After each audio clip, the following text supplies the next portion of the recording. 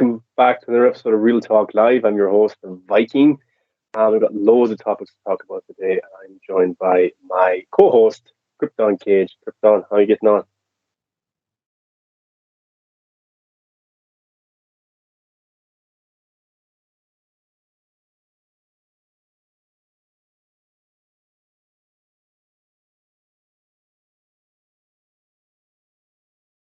No,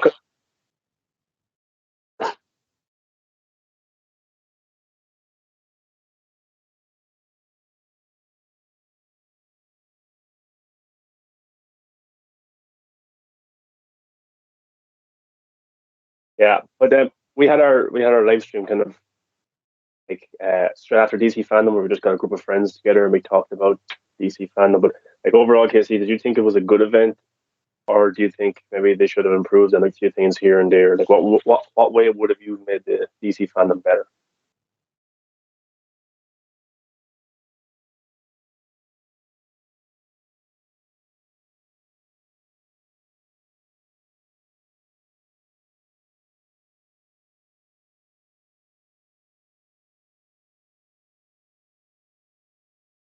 Yeah,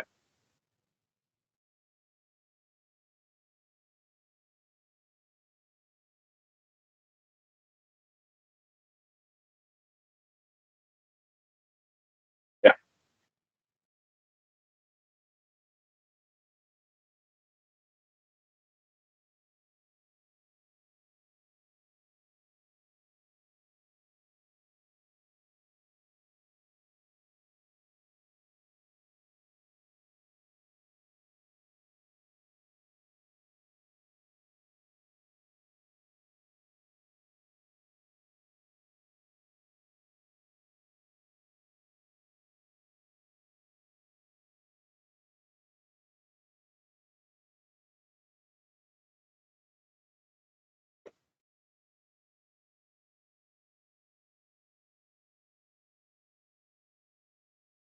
Apart from Batman and Snyder Cut, I don't think there was enough material last year. So I think that this year it was definitely stronger, and they showed a lot of new footage. So I'm happy with that. But yes, stuff needed to be rearranged, and I would have preferred the full 4 hour version, like you said, release the Fandome cut. yeah, yeah, I would have preferred that because I like watching the panels. I like watching the directors and the talent speak about their projects. But I understand why they might have, cut it. But again, I still would like to know why exactly they cut it, though, um, yeah. because that's Like definitely. I was watching some of the China panels, like the DC fandom China panels that they released there, and like to me, that's the most interesting part. Or any of this is listening to the directors or the actors talk about the movie and give away little hints here and there. But they gave us none of that whatsoever. It's basically just Ezra Miller coming out and saying, "Yeah, here's the teaser," and that was it. It was so awkward. It was so weird. It just didn't make sense whatsoever. Yeah. Like, I completely don't understand. I know they wanted to make it quick and fast, but like there was more talked about the CW shows than there was talked about Flash movie, which is weird, Yeah. really weird. And I understand that it didn't show Michael Keaton and Ben Affleck for reasons because it was the Batman's event because it would maybe overshadow or oversaturate the Batman element. But you've got Flash, you got two Flashes, you got Supergirl, and not a word about Supergirl. That's Yeah. that was I don't know, man. That's a bit weird to me. Yeah. I But agree. anyway, And we'll talk thank about you, those. Jason, about telling me about the audio. Apparently, the first part of whatever I said, there was no audio, but I it should be fixed now. And about the camera, like I said in the beginning, which of course you probably might not have heard, my camera's adapter is not working today, so that's the reason why I don't have a face cam. But Good. it'll be fixed until next time. Don't worry. Yeah, it's good. Right. I don't. No complaints here. No complaints. But you see, we'll get into the first topic, I suppose, which is heels. Now, do you know anything about Yes. this TV show called Heels? No, I don't. Okay, so like I online, like I'm a wrestling fan. I don't watch it as much as I used to, like WWE and stuff like that. But I watch it here and there. The big events like WrestleMania, Royal Rumble. I still follow it because I follow all the accounts and stuff like that. But like I asked a few weeks ago on Twitter, if anyone recommended a TV show to watch, and people kept saying heels, and I knew it was Stephen Amell, and I knew it had something to do with wrestling. But so I just put it on, and I started watching the show when all 8 episodes had aired or 7 episodes have aired. So I got to binge the first season, and so basically the show is about it's about these two brothers and rivals who play out scripted matches that as they war over their late father's wrestling promotion and vie for national attention in a small town in Georgia. So basically, their father committed suicide, and these two brothers, who are wrestlers, take over his business, and they have a rivalry with each other. But they're also good to each other. Like there's a loving relationship there, but they're rivals in the ring and stuff like that. They want to be the best wrestler, they want to be the champion, all this kind of stuff. Now, this show is probably one of the best shows I've watched in a very long time.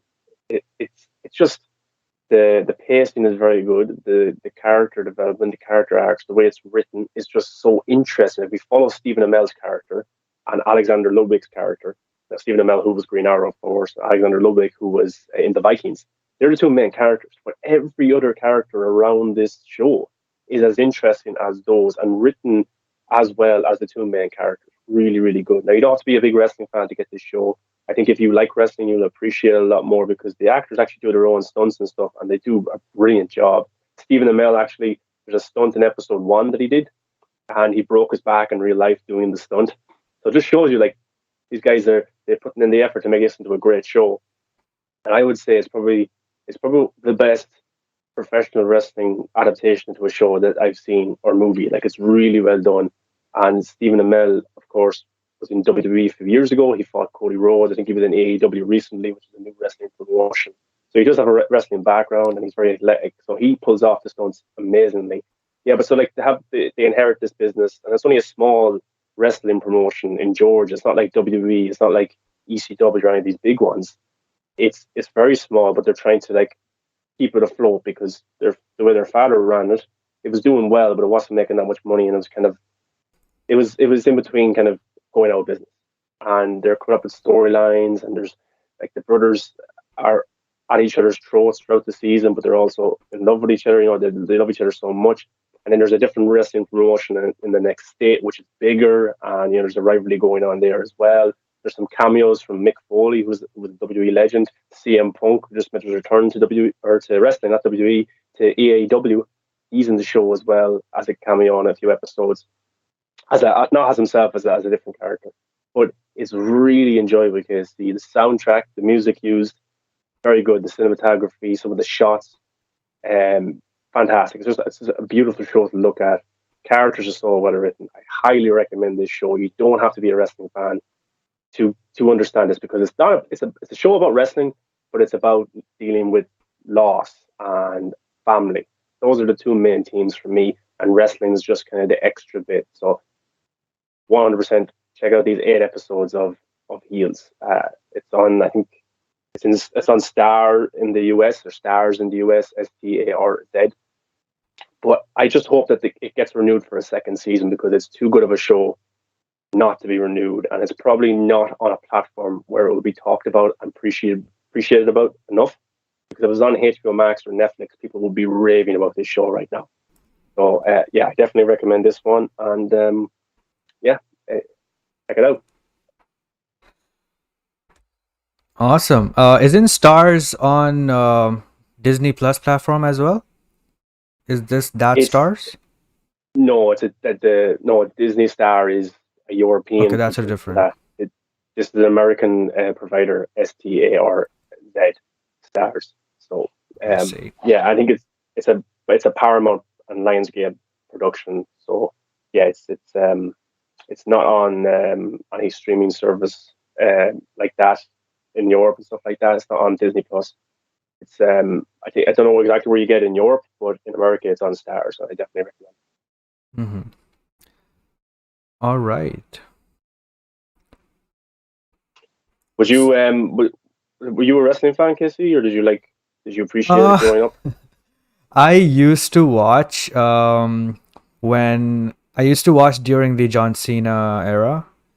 Yeah, Batista, Triple H, and Undertaker. Not the old Undertaker, but the new one. Undertaker, yeah, Kane, DX, all of that. I stopped when the when the Nexus were introduced. You know how they used to come in every single fight and just yeah, that was so stupid. I just gave up on it. yeah, So that's when I stopped. yeah. That was actually a big time in WWE because the ratings were kind of going up because they reminded people kind of NWO, that kind of invasion type of thing. And then like CM Yeah. Punk took them over and stuff like that. But yeah, which led into the kind of the summer of Punk, where CM Punk was the biggest thing in wrestling in 2010. But yeah, do you have a favorite wrestler, or was it just John Cena, Undertaker? Oh, it was John Cena for sure. And then I also I liked Triple H's entrance. But I liked Randy Orton because he was this slick kind of character, and his finisher was awesome. You know how it became a Yeah, meme. yeah, So yeah, I like those two characters. But John Cena was like my absolute favorite. yeah. He was like the Superman of WWE. He was Yeah, like the main guy. yeah. Yeah, well, yeah. But that's that show heels, and definitely check it out, guys, if you can. But I suppose we want to topic number two, which is the Scream 5 trailer, even though they're not calling it Scream 5, they're just calling it Scream. And this trailer came out last Tuesday, I think, 6 days ago. And it premiered. And I was excited for this one because I'm a big slasher fan. I like Michael Myers, which we'll get to later in the show. I like Chucky, Friday the 13th, and Scream. And Scream has had four previous movies. Wes Craven was the director for Scream 1 to 4. New director this time, new team involved. But the old cast is all back. Neve Campbell, Courtney Cox, David Arquette, the main three, the Trinity of Scream are back for this one with a newer, younger cast as well. Now, this isn't a reboot because if you remember, Halloween came out in 2018, which was just a reboot of the franchise and a direct sequel from the original. This isn't that. It acknowledges 2, 3, 4, but it's not calling it Scream 5. And I think it's a smart thing to do because if you call it Scream 5, I think it turns people away a little bit because they think you have to watch all the previous movies. Paranormal Activity movies. I think the new one is coming out. I don't think it's called Paranormal Activity 7. I think they gave it a different title.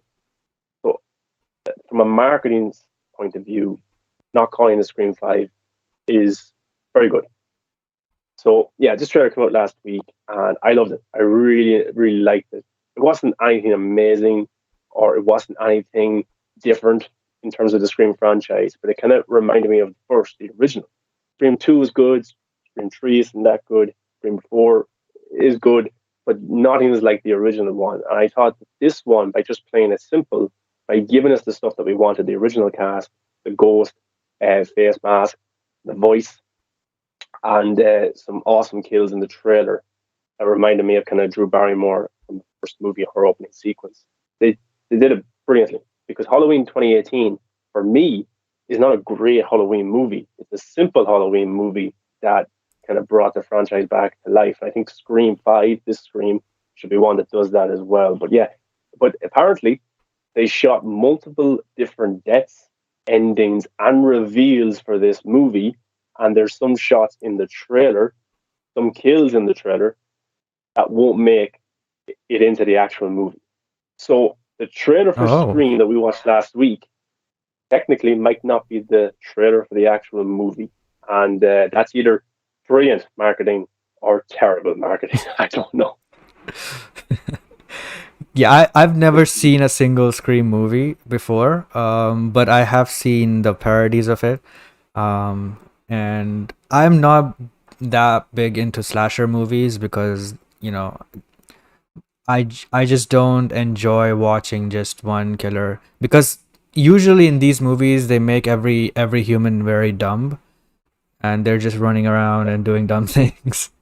And I usually don't enjoy that. But Scream is iconic. I mean the character, I don't know, Ghostface. That Yeah, character is very iconic, and there's been there have been so many parodies of it as well in Scary Movie and whatnot. But I did find the concept of this movie interesting because like you said, they are not calling it Scream 5, but like the concept is that this killer is now going back and going after everyone who survived, right? Is that the Yeah, plot? Yeah, yeah. so But that seems from very interesting. the trailer, it said that the kills that's happening in this, the people who are killed are related to the original killers.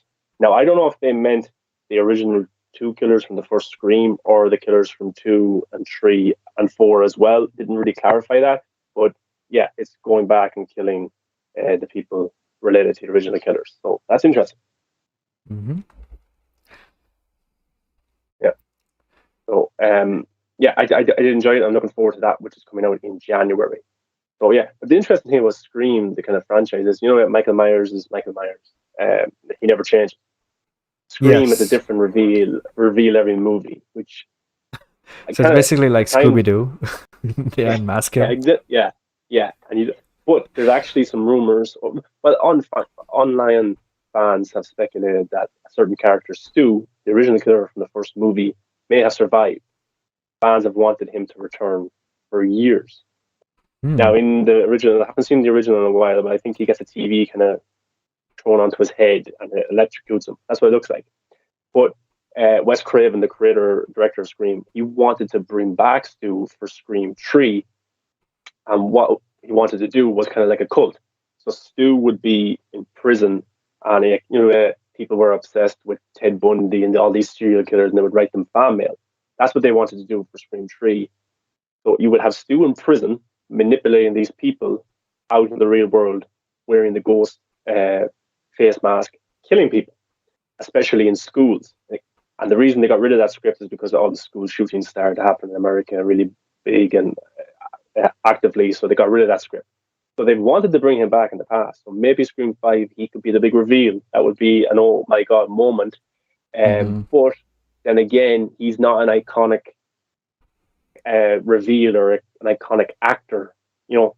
So I don't know if it would hit home with everybody. But I would love to see Stu return, definitely. And the funny fact you see, Stu, and my mind's going blank, but he, for the live action Scooby Doo movie, he was Shaggy. Oh, nice. Yeah, yeah. So yeah, I just thought that was pretty funny. But next topic, my teams after freezing. Halloween Kills. All right, cool. Okay, awesome. So, Kissy, what's your kind of perception of Halloween as a franchise so far? Do you like it? What movies have you seen? Have you seen this new movie? All right. So I watched the first Halloween for the first time today, just a few hours ago, Nice. and I liked it. Apart from a few things which I can ignore because it was, 1978. Yeah. But apart from that stuff, I did like it. I think um, there were some very stupid, funny scenes that I actually laughed at in the first one because they tried to make it scary, but the music or the tone wasn't supporting that. So I guess that came out funny. Especially the one girl that dies in the car. Uh, that was very funny to me because the way she, rubs her face across the glass and stuff. But yeah, I did like it. And I thought that Michael Myers was a pretty interesting character. I thought they set up the lore pretty well, but I haven't seen the sequels to that and so on. But then the next movie I saw is directly the soft reboot, I guess, the 2018 one, 2018 Yeah. one, and that Direct sequel. is it's a sequel. Okay, Yeah.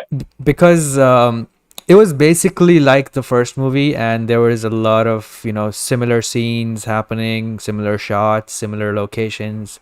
But again, the Laurie character was still there. Was still there. So um, I did like the new one a lot. I thought, even though the same thing is happening here, the characters are too dumb. And I think the director intentionally made some of the editing choices and stuff like the first one, because of course that's considered a classic, right? So obviously, Yeah, if you're kind of paying homage to them, you have to mimic them in a way, right? So I did like that the director, chose the same style of shots and editing and the way Michael was presented on screen, and all that. So I did find a lot of similarities in that, and I did enjoy that. I think I like the new one more. I'm not exactly sure which one I like more yet, because the first one had a very different vibe, but this new one didn't have that vibe. But it has, good cinematography, and it has better shots, better color, and obviously it's modern, but yeah, better scares as well, better music as well. The music was amazing. So yeah, I did like the new one more, I think. But I haven't seen Halloween Kills yet. I will be seeing that after this stream. Um, so yeah, I haven't seen it yet.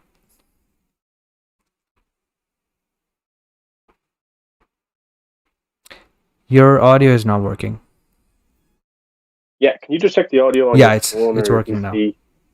Yeah, no, for you and me, just maybe it could be my YouTube or it could be my iPad. If there's no sound coming through, it could be all videos. I don't know. You just check. I don't know why you mustn't do that. There's no Sound coming sound through. coming up. It could be just my iPad now and all. I tried a different video and there's no sound either. My fault. Maybe it's my thing. Yeah, I can hear the sound. Oh, okay. It must be my iPad. I don't know what's going on. Sorry. Yeah. So yeah, Halloween Kills. I got to watch this one yesterday, and yeah, that's what I was talking about, KC, where the Scream trailer was very simple and more like the very first movie. That's Mm-hmm. what Halloween 2018 was because we've had multiple Halloween movies. We've had Halloween 2, which actually is pretty good. Halloween 3, Season of the which was an anthology movie, no Michael Myers whatsoever. And Mm-hmm. Halloween 4 came back a few years, I think it was 10 years later. That was a really good one. I liked that one a lot. Halloween 5 is poor, 6 is poor, 7 is watchable, is good, 8 is very, very bad, probably the worst in the entire franchise. And then Rob Zombie made 2 remakes, which were, I haven't seen them in a while actually. I meant to revisit them, but yeah, they were kind of down the line with people. The first one made a lot of money, second one didn't.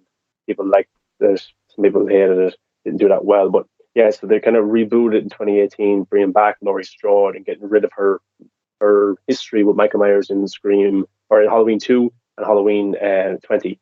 It was H20 because it was a 20-year anniversary. So, yeah, so this one takes place directly after the last one because Michael Myers was trapped inside that house, which was on flames, was burning, and we thought Michael Myers had been killed. He was dead, stuff like that. So, you know, this film just takes up right from there.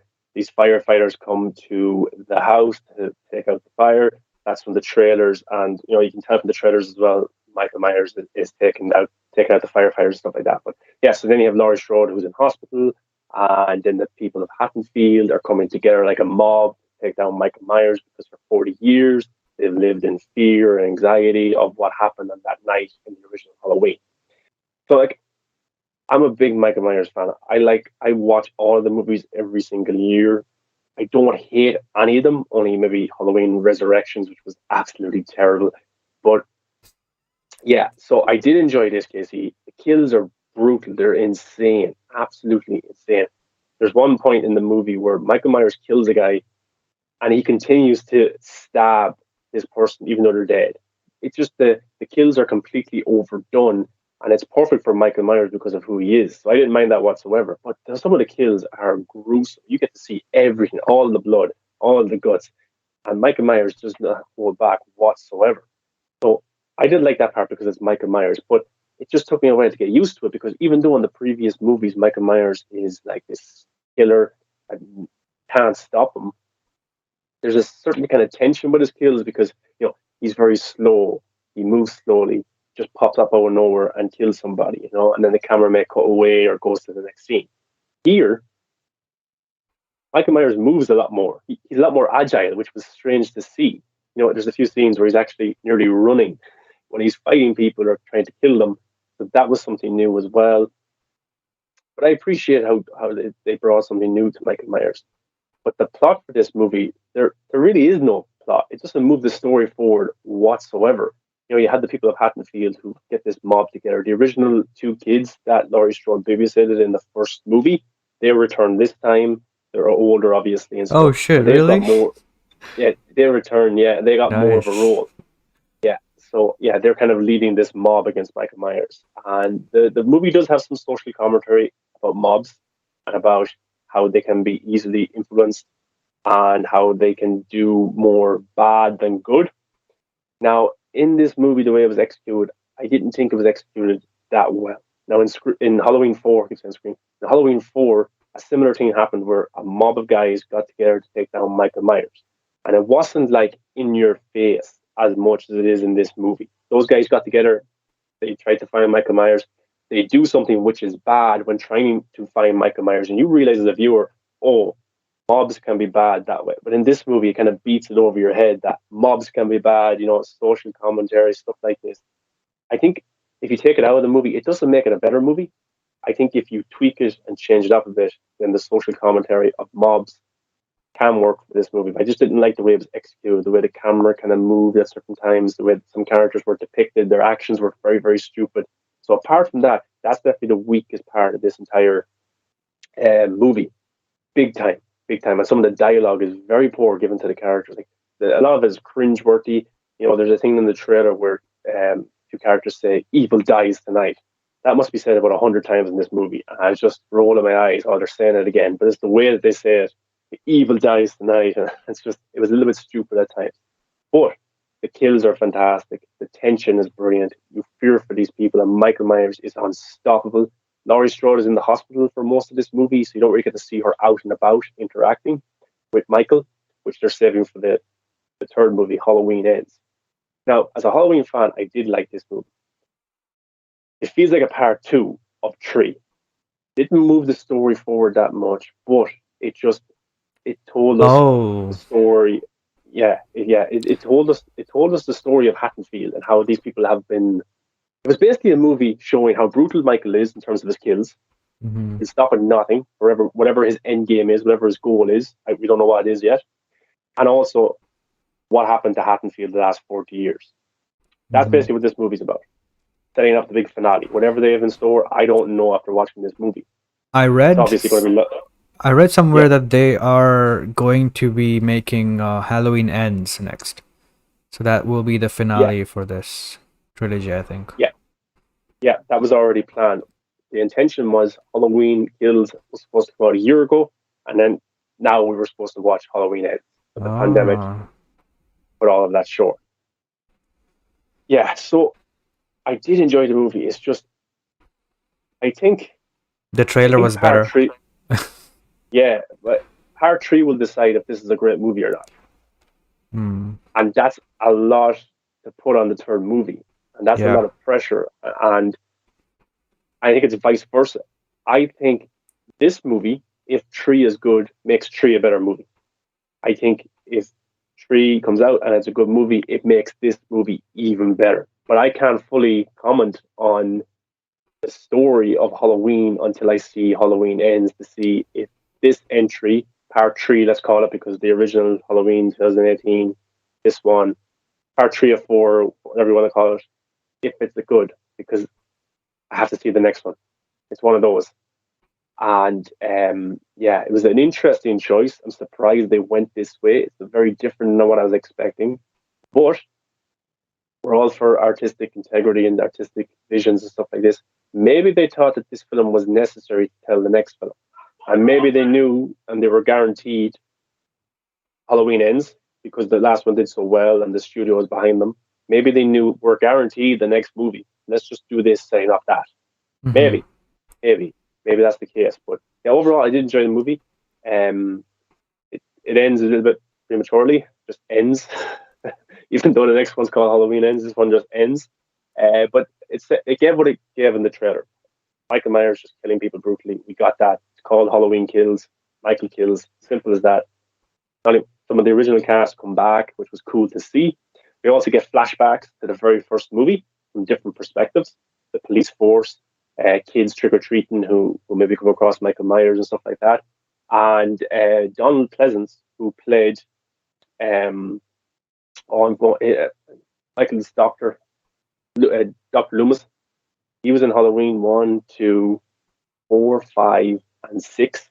So he was in all those movies. And that's kind of his multiverse, his universe of the Michael Myers story. Mm-hmm. So obviously this is the new reboot. So he was only in the very first one. We get to see him in flashbacks in this one as well. So that was pretty cool. I enjoyed that. That was in the trailers as well, if you look closely enough. The So same actor? No, it's a recast, but he's only shown kind of not. It's like there's camera tricks to show that it's that character, but it's definitely not that actor. But yeah, it was. He's along with Michael Myers. He's my favorite from the entire Halloween franchise. So it was awesome to see him return. And they change up the origin a little bit for Michael, which was interesting. And they also give Michael something to play with in the next movie if they choose to or not. They changed Michael up a lot in this movie, which again I have to see the next one to see if it works or not, because they only showed us here, but they didn't go fully with it yet. It looks like they are. So yeah, that's kind of my review of Halloween Kills. I enjoyed it. Good watch. It's on Peacock. I don't know if you have to see it in theater since it's on Peacock. But yeah, I think it will do. It's doing pretty well. 50 million opening weekend. I think it will make money, and hopefully they film the next one. Maybe this one. But if this one doesn't make enough money, will they make the next one? Yeah. Look, I loved the trailer. Like we talked about it on the show, when it came out, and obviously I was very enthusiastic about it. That trailer actually made me interested in this franchise. So yeah, I'll definitely be watching this after the show. Somebody said that they watched the original Halloween 2018 and this one in one sitting, and it feels like a huge story. So they said that the new one, Halloween Kills, was a lot better after they watched the previous two together with it. Interesting. So I might try that. Yeah. For me, it's fresh, so maybe I'll enjoy it more. Yeah. So the next topic is the Chucky TV series, which just came out last Tuesday. Have you watched any of the Chucky Child's Play movies? Yeah, I think I watched all of them. I don't remember every single thing that happened because obviously those are very old movies. So I watched them when they came out, and I don't remember everything, but I remember watching the recent one. It was called Cult. Cult of Chucky. Yeah, I watched that one. Yeah. So So this is a 30-year franchise. The first movie came out in 1988, and the same creator, the same voice actor, same director are involved with the TV show. And Don Mancini created it. He didn't direct the first movie, but he's directed a few of the previous 4 or 5 he's directed. But yeah, he came back with this TV show, Chucky. So everything's canon in this universe. It's all kind of a continuation. Now, did you watch the one with Mark Hamill that came out a few years ago? The Cult of Chucky? No, they did a reboot with Mark Hamill as the voice of Chucky, and they changed up the origin story and they changed up everything. It's called Child's Play. It was good, but I've seen it. I don't remember seeing it, but I think I've seen it. Yeah, it was good, but it just wasn't. It's like if they made Batman v Superman again, but they brought in somebody else and just changed up in parts about it and stuff like that. You wouldn't like it as much, That's kind of what they did. But so about 10, 15 years ago, Seed of Chucky came out, which is probably the worst in the franchise. Where Chucky as a kid, it's basically a comedy, and that didn't do too well financially, so it kind of killed the franchise for about a decade. And then Don Mancini decided, instead of selling off the franchise or giving it to the studio or just letting it go, back in 2013 he made a direct DVD, direct Blu-ray film called The Curse of Chucky. Very low budget, all based in one location in a mansion. and in the middle of nowhere. And of course, Chucky is a doll in the movie, and slowly but surely kills people one by one. Very well made, very well done. It made a Yeah. lot of money in streaming or in DVDs, and did well on streaming, which led to a sequel being greenlit, The Cult of Chucky, which came out in 2017. Mm-hmm.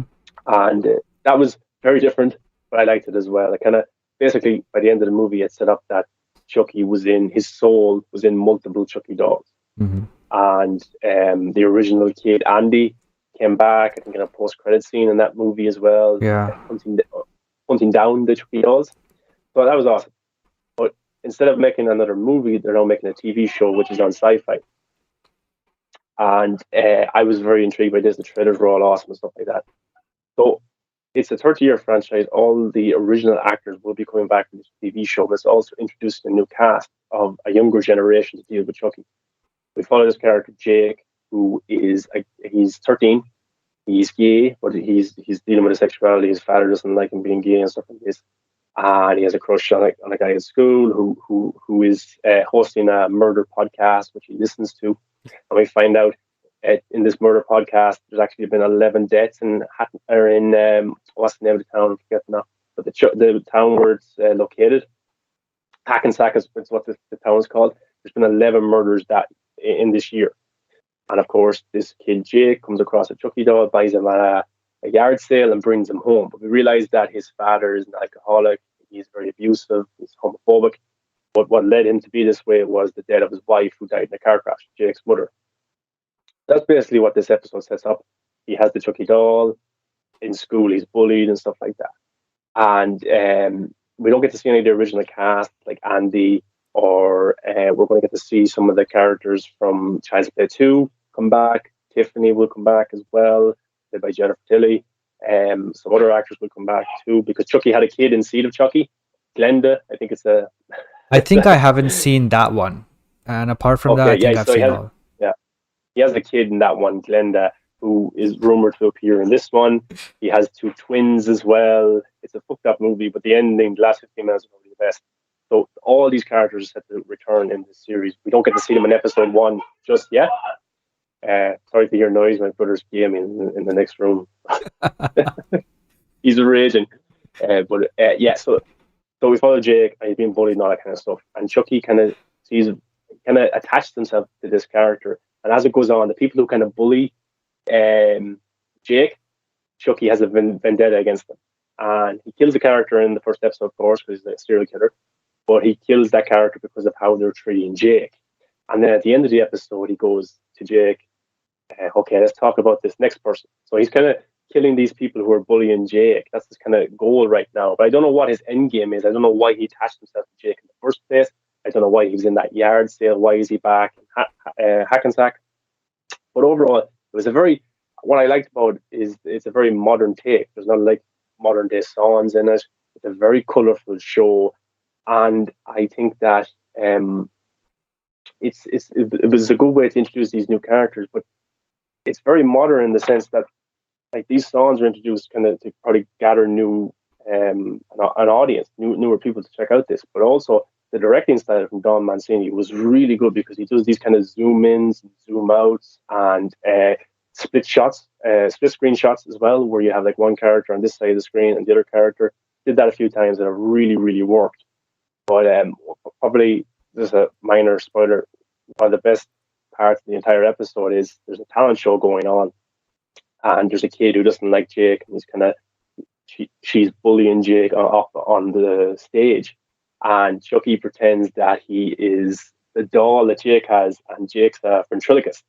So you have Jake up on top of the stage, and he's holding Chucky, and Chucky is roasting the entire audience and the bullies, and everyone thinks it's Jake being a ventriloquist and doing this, but it's not. It's Chucky, and that was just hilarious to watch. So yeah, pretty solid episode. Not perfect, very cringy dialogue at times. The teenage drama is a bit stupid, but like what TV show or movie gets teenage drama right? When is it not cringy? So, but I'm looking forward to checking it out. I think there's 8 episodes altogether, and they're about 45 to 50 minutes long. So yeah, it's awesome to see a movie character get this treatment for TV show, and the budget's pretty high as well. So I'm excited to see where this goes. But what I like about the Chucky franchise is it's 30 years old, and everything's canon. All these characters show up and return, and it's just it's never kind of, even though some movies have never financially did well, it's not like he drops those themes or ideas that didn't work. They're still there's still. You shared it today. I think a video of Chucky, was it, talking about his son Yes. or his Yes. daughter? What gender fluid is that? Yeah. That term? Yeah. So because the Jake's gay, and I think he's telling Chucky that I'm gay, and he's like, "You don't have anything against that?" No, I've got a gender fluid kid. I'm not some psycho or I'm not a something like monster. that. Yeah, not a monster, and he's a serial killer. I like the character a lot. Like, even though I didn't like some of the movies or, some of the choices and stuff, I still enjoy it because it's so unique. There's literally no other character like this in movies, especially in the horror genre. So I do Yeah, like watching this, and especially it actually, adds to the experience that it's not getting rebooted or anything, and the same people are making it, and the same characters keep appearing. So I like that, and I'm definitely going to check this one out because I liked the trailer and I was interested in watching it. So yeah, I'll be checking it out. yeah, and it's not like, even though it deals with themes of the main character being gay, it's not like it's done out to be cool or anything like that, in terms of like it's trying to beat it over your head about gay characters or stuff like that. It does it in a good way because the creator himself is a gay man, so he knows how to present it in a good way. So I did appreciate that, because a lot of these shows just put in stuff because, oh, they want to be cool, about certain aspects. But I thought, yeah, they did it well in this episode. So yeah, definitely worth checking out. Episode 2 is out tomorrow. So. Yeah, I'll definitely But be checking it out. yeah, but the next topic is Netflix. Season 3 of You premiered on Friday, and I love this show. I really, really do. Season 1 hit Netflix a few years ago, and I fell in love with it because, so you basically follow this character Joe, who, when he likes a woman, he stalks them and learns as much as he can about them. Goes through their social media and stuff like that, stalks them, sees what they like, what dislikes, and then eventually meets them, and is able to sway them, and that's what.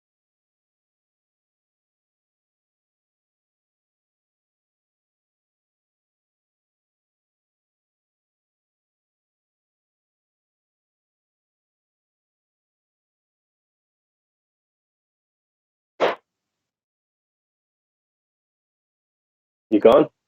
Yeah, you there? Yes, I'm here. Can you hear me? Yeah, All right, cool. Sorry, the my software just restarted. Anyway, yeah. yes, I do like this show a lot, and I thought the first two seasons were amazing. And I did enjoy this season as well. My favorite season still, I would say, is the second one, because I just loved Victoria Pedretti, and her character and the twists that happen. All of that stuff was pretty amazing to watch. So I thought the first season was really good, but I thought the second season was still the best. The third season, I think, kind of, you know, it okay, it's not a spoiler if you've seen season 2, but he moves away from the whole killing aspect and stuff, right? And he's trying to be a better person. So maybe because of that, I thought that the show was less enjoyable than the previous seasons. But apart from that, I did really enjoy the season. I thought the twists were good, especially the ending. I did not see that coming at all. And also, obviously, Victoria is amazing, and so is he. And the storyline is pretty good, but I think some of that got rearranged or shortened because of COVID and stuff. Um, so I won't judge too harshly, but again, speaking of COVID, I I just I just loved I know people don't want to see the pandemic and COVID and stuff in movies and TV shows, but I am someone who likes when real world incidents are portrayed in movies and shows. I actually enjoy that because it makes it seem more realistic. So I did like it was kind of a surprise to me actually when it first got mentioned. I was like, oh, they're doing it. And then they didn't just mention it once, they actually made it into a story point for some of the characters. And I loved that. I just really liked what they did with that, especially with Yeah, the anti-vax stuff. I just loved that. And it was really an awesome thing to include, I think. And yeah, overall, I did enjoy it. The ending was also really good. The twist was good, and the characters were also really good. So yeah, I did. yeah. I did like it. It's two is still my favorite because there seems to be so much in season two. Yes. He goes to a new location, he changes his name.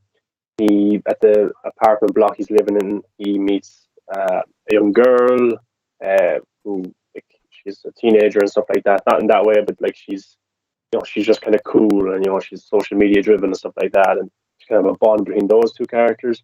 And he meets this girl that he wants to stalk and wants to be with and stuff like that. And he eventually becomes her boyfriend. And she had this larger family of people as well who are interesting characters and stuff like that. And then there's also the stuff with Chris Delia. Uh, Yeah. all that there's a whole story arc there about pedophilia.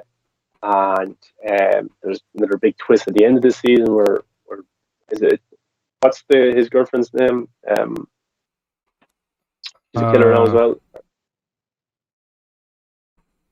Becca Going was blank. the first one, It's and season two one. Well, I'm going blank, but yeah, by the end of season two, he realizes that she is as bad as him. She's a killer too in a mhm. way. And then that carries us into season three, where they're in a new location, they're married, they're going to have a child. I think what was different about this season is it's not fully Joe doing all of the Love stalking and Quinn. killing. I think, yeah, love, yes, sorry, love. Uh, it's not fully him. There's her as well. So that means there's less screen time for Joe. There's less kind of thoughts from his head. Like the best part of the show was when Joe was doing stuff and you get to hear his conscience, what he's saying and stuff like that. Those are awesome. But this season, like Love is as bad as him. There's a lot of scenes with her doing the same similar thing. But there wasn't as much kind of. It took a while for this season to get going. I think the last five episodes in, are when the show starts to find its rhythm again. Yeah. But the last three episodes are fantastic. The last episode is brilliant, really well done, and the twist there, the reveal, and then just the conclusion for everything, brilliant. So I do think it was a pandemic as well. Some of the story choices. There wasn't actually too many people in this entire Yeah. season, if you could tell. Compared to season one, where it was in New York, season Yeah. two as well, lots of parties and stuff like this.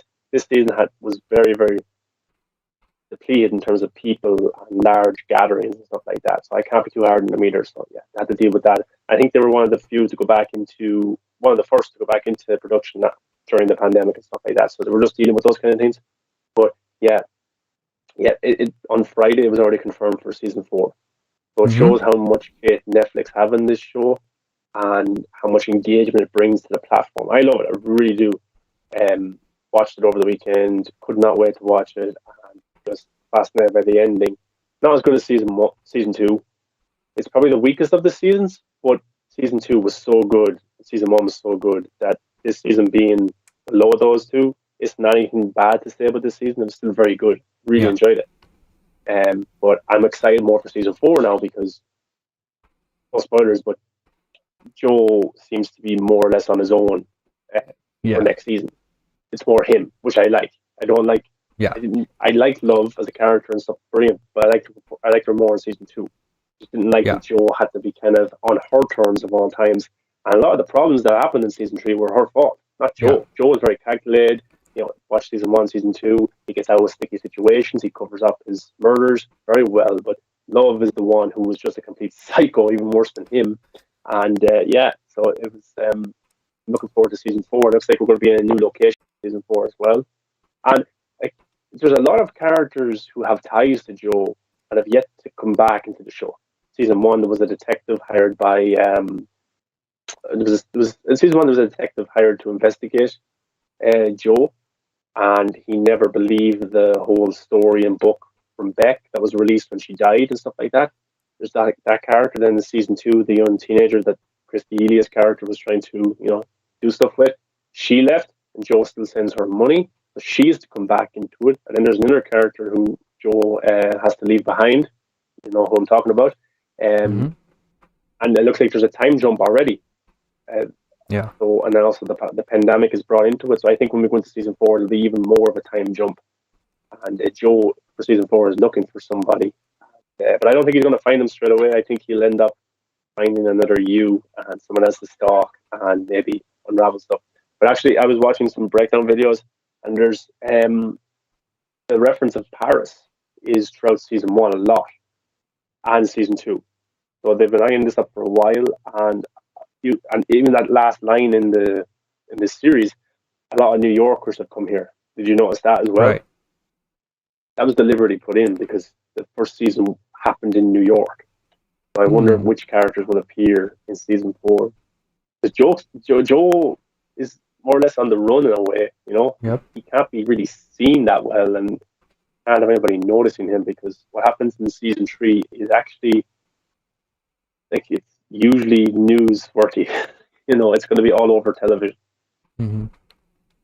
Yeah. So, Yeah, I'm very much looking forward to the next season as well, and this just keeps getting interesting, and I'm glad that they didn't. Um, I was almost gonna say a spoiler, but yeah, I'm glad the way that things are going forward. That's all I'll say.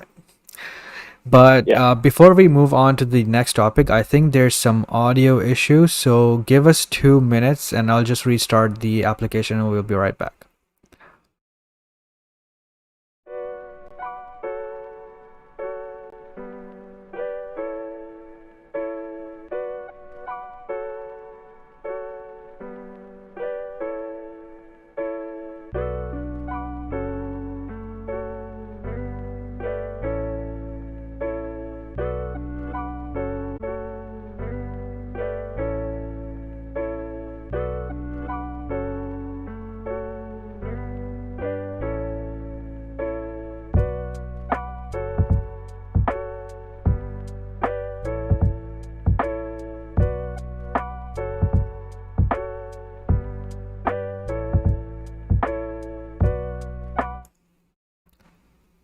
Hey, we're back.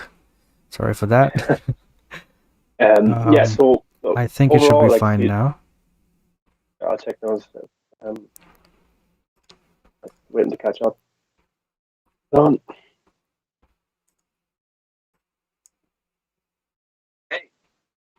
Oh no, there's still the audio issue. Okay, can you rejoin? Maybe it's from your end. Yeah.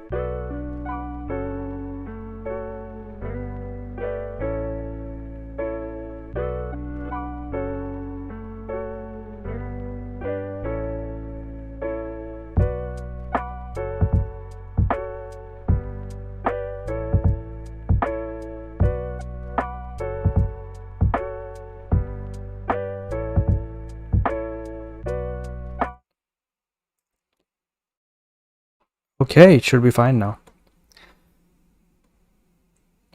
I'll be back.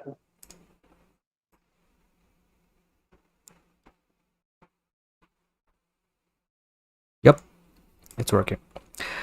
All right, cool.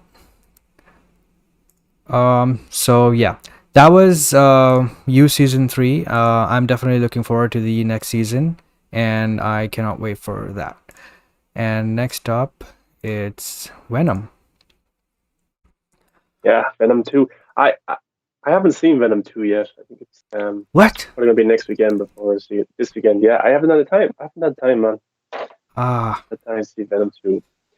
But I know you have, so you're gonna give us a rundown of what to expect from Venom 2. But I will say Venom 1, I did like that a lot.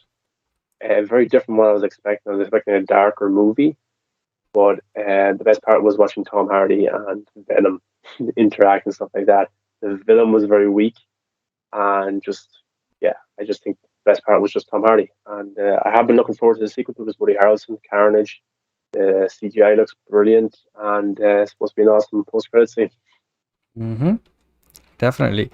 But yeah, look, I enjoyed the first Venom movie a lot. I even watched it recently before watching the second one, and I thought that it's still, I still enjoyed it a lot. I think the movie did so well because it's so well made from a general audience perspective. The movie had energy all throughout. The pacing was amazing. It just kept going and it was very quick. There was no filler stuff in between, and there were some good surprises. But most of all, I think it's because of the Tom Hardy character, Eddie Brock character. Tom Hardy plays both Eddie Brock and Venom, right? So he does a very good job at maintaining that dynamic, and I think that's one of the biggest reasons why the audiences fell in love with this movie, the first one, and that's why it was a success. And it was basically a fun movie that looked very cinematic, and it didn't take itself too seriously, and it was very relatable and you know easily understandable kind of movie, right? So most people liked it, and I know some people didn't like it. Critics didn't like the first one and all that stuff, but I think the same people who didn't like the first one might not like the second one, because the second one is more of what the first one was. And I think I liked it a lot. I loved the way it starts. It starts in a very dark tone, because it's the introduction of Cletus Cassidy, but the whole movie isn't of that tone. It's still the tone of the first movie. It's very fun and charming. The Venom character is even funnier, and they have become uh, more friendly now. And of course, with that, you have the fights and all that stuff, because it's kind of I would say this movie, it was written by Tom Hardy and some other writer. Okay, so I would say this movie was the main theme of the movie was relationships, I think, um, because there are multiple relationships and how they play out and messages and all that stuff in the movie. But the main focus, obviously, is Eddie Brock and Venom's relationship, and they basically, uh, you know, showcase all that. So I did enjoy it again. I really liked the first one, so I was primed to like the second one as well. One thing I would say is I would have preferred this movie to be a bit longer, but I don't know if that would improve the movie, because it was very quick, fast paced again, just like the last movie, and it was in the similar tone in the first movie. So that worked for it, but I think they could have explored Carnage a little bit more. Um, Maybe it's because of Woody Harrelson, but I liked the Carnage character, but I would have liked to see more of him, because 80% of the movie, I think, or more, is just about Eddie and Venom. And that's the main focus of the movie. So there is a story, there is a plot, which is good, and it's cool, but also like it kind of saves Carnage just for the third act and has him sprinkled throughout the movie in very little amounts. So I think I would have liked seeing more of him, but that's just me saying that I like the movie so much that I would like to see more of it, right? So yeah, I did like the movie a lot. I thought it was pretty good. I still prefer the first movie, because I think that had a lot of stuff, in addition to the Eddie and Venom dynamic, that has like the other characters and all that stuff going on.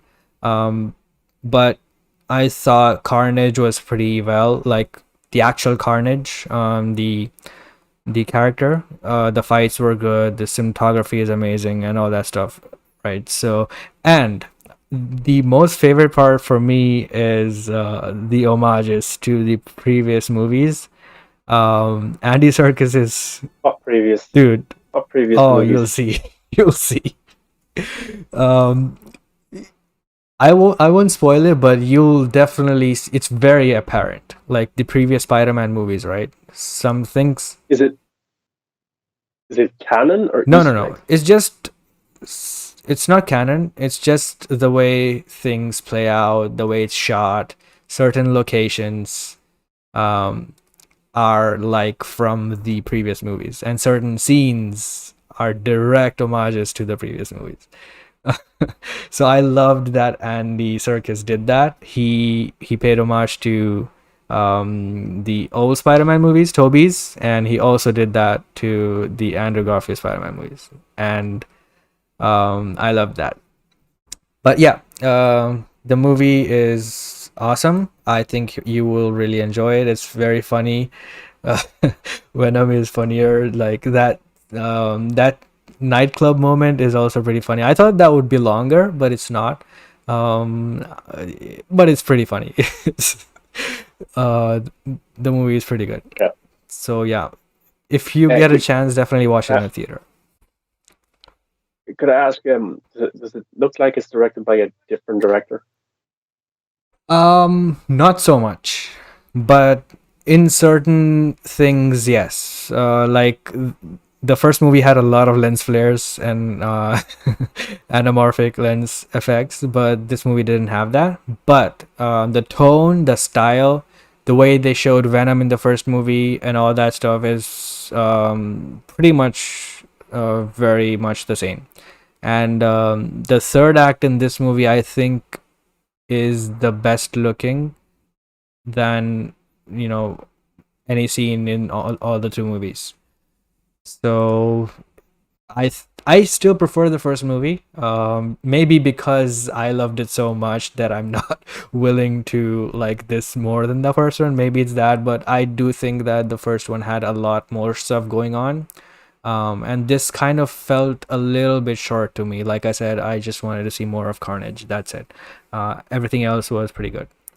And the post-credit scene, I Oh, won't say what it is because it's obviously a big spoiler. And I wish when I saw it, I so wished that I didn't know about the impact or how big the post-credit scene would be.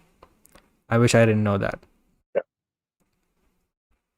I could probably guess what it Everyone is, but I guessed what it won't. is. But That's the problem. yeah, and even people were posting it on TikTok and stuff. So I have seen the start of the scene. Ah. I just haven't seen I the. avoided all Haven't the seen spoiler the. posts, but I can guess what it is because everyone made it so obvious. You know. Oh yeah, I guessed what it was as Yeah. well, but then I didn't want to see it. But then I didn't see the moneymaker shot. I just seen the start of what that scene is. But Hmm. yeah, it's awesome, and I love how it's paid homage to the previous Spider-Man movies. I appreciate that. And then I probably haven't with the seen new. anyone talk about it though. Maybe I was just looking into it too much Really, because if you see it, you'll know exactly what I'm talking about. I'll probably get more excited at the homage to Spider-Man Raimi Yes, trilogy than the actual yes, he post-credit will. scene. But I need to ask Woody Harrelson as the villain. How good was he? Oh, he was great. Like I said, I would have loved to see more of him before becoming Carnage because the character is a serial killer, right? And we didn't get to see much of that. So maybe I just wanted more of that in the movie, and then he turns into Carnage. But for the most part, he's locked up, and he didn't get to do the serial killer thing. So he's not really a serial killer in the movie, you know?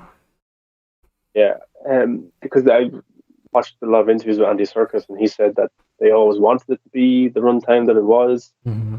because they thought that was very snappy. It was very like it just got to the Yep. point. Jason suited it a lot more, and it got to their end goal. Like the movie being the time run of 90 minutes was the best version of the movie they thought that he had. Yeah. So look, he may have had a 3 hour cut or 2.5 hour cut, but maybe it didn't flow.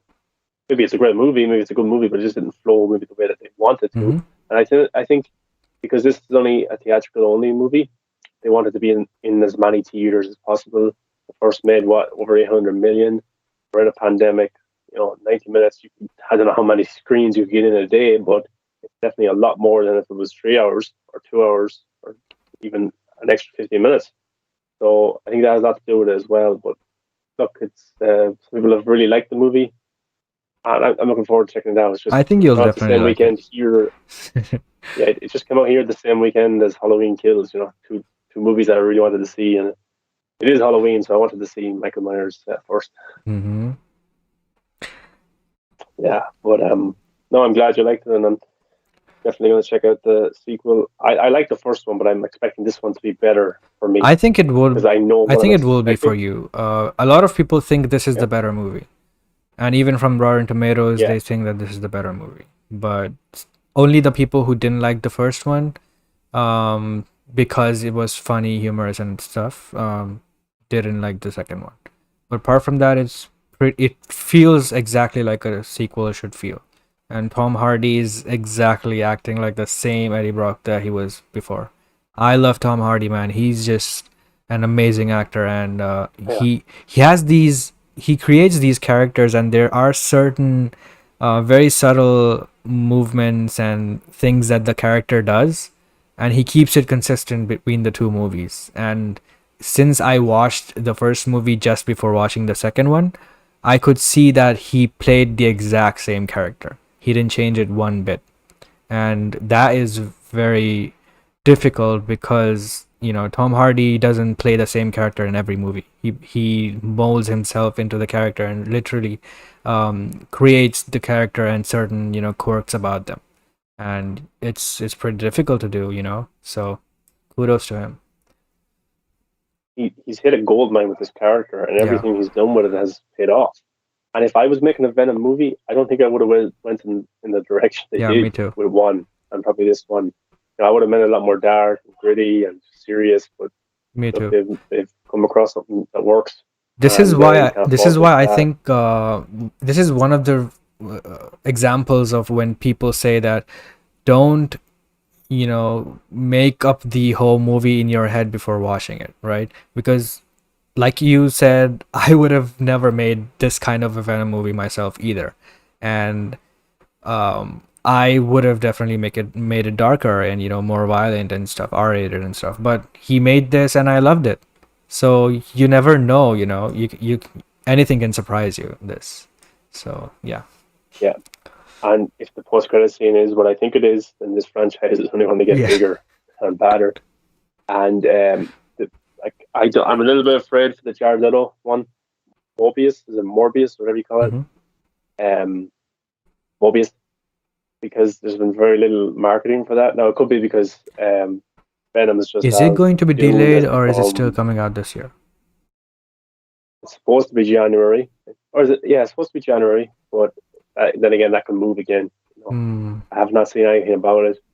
But again, the next is Spider-Man for Sony, isn't it? Though not really Morbius, though. But if you put in Morbius trailer, with Spider-Man attached to Spider-Man, then maybe that could bring a lot more attention to it. And I think the next trailer for Mobius is actually very important for doing well or not, because you know that Spider-Man shot of Tobey Maguire in the trailer, the first trailer, like the graffiti in the background, Right. and then Michael Keaton showing up, kind of tying the universes together. I think in the next trailer you play that before No Way Home, and you have a Spider-Man reference in that trailer.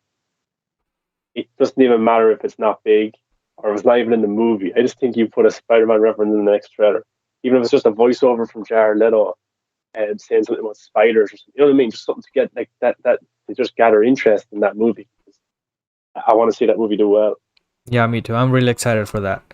Yeah, Leto seems to be, from the early reviews and stuff, early screening, test screening, whatever. People said that this is definitely Leto's best performance today, and and that's very I think promising.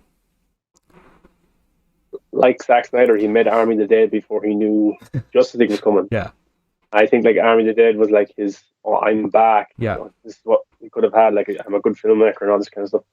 This is Jared Leto's kind of retribution in the comic book uh huh, world, even though he made this movie before he got to come back as Joker. So, yeah, you know, because his career was soured a bit after Suicide Squad came out.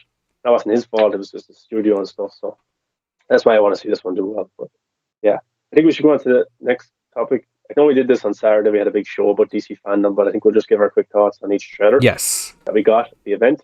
We'll be And talking only about the trailers that were out. So Aquaman, Shazam, and the yeah, others didn't have trailers. yeah, These three only yeah. had trailers. So They we'll were talk just about these.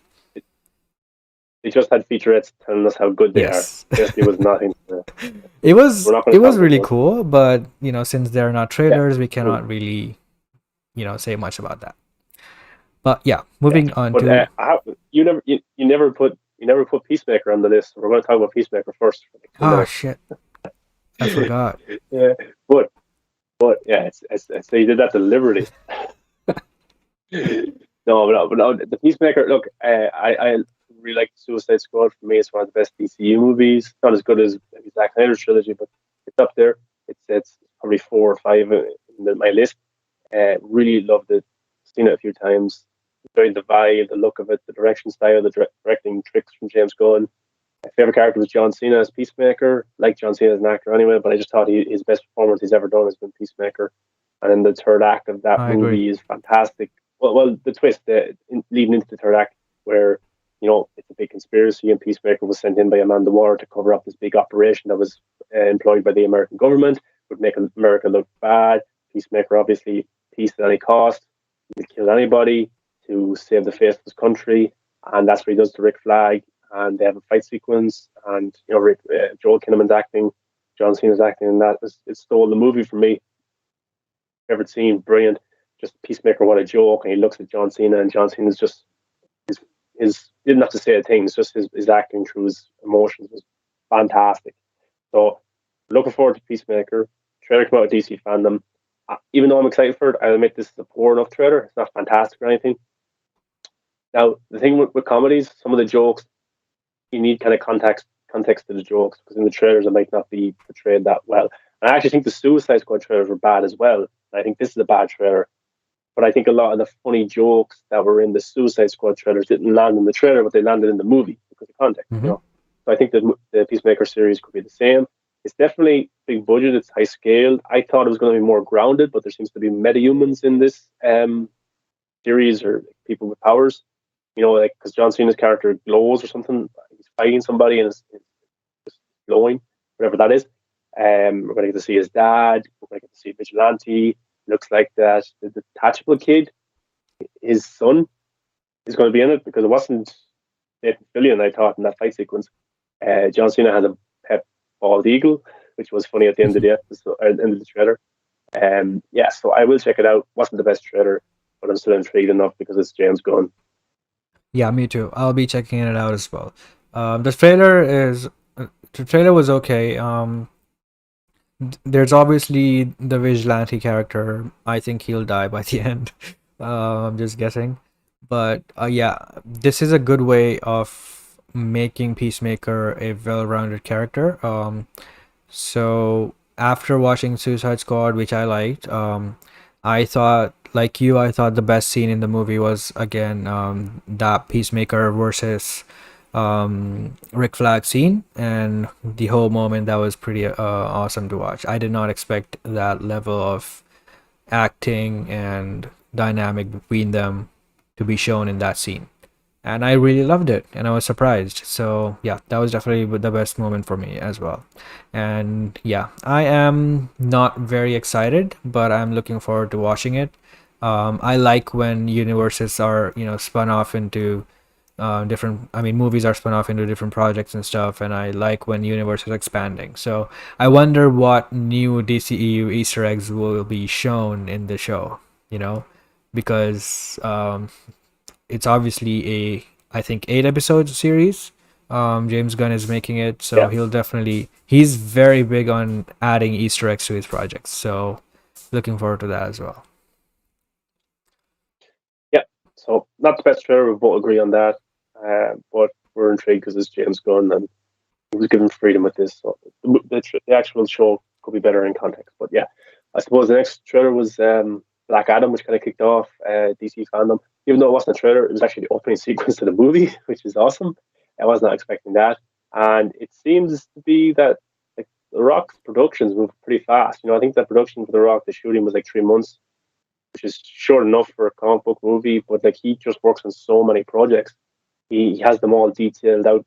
Like he has a schedule. It's like we're shooting for this period. If you need me for reshoots, I come back in 6 months' time in this period of doing this movie next. Everything's detailed for him. But yeah, and the visual effects seem to be done for that opening sequence with Black Adam.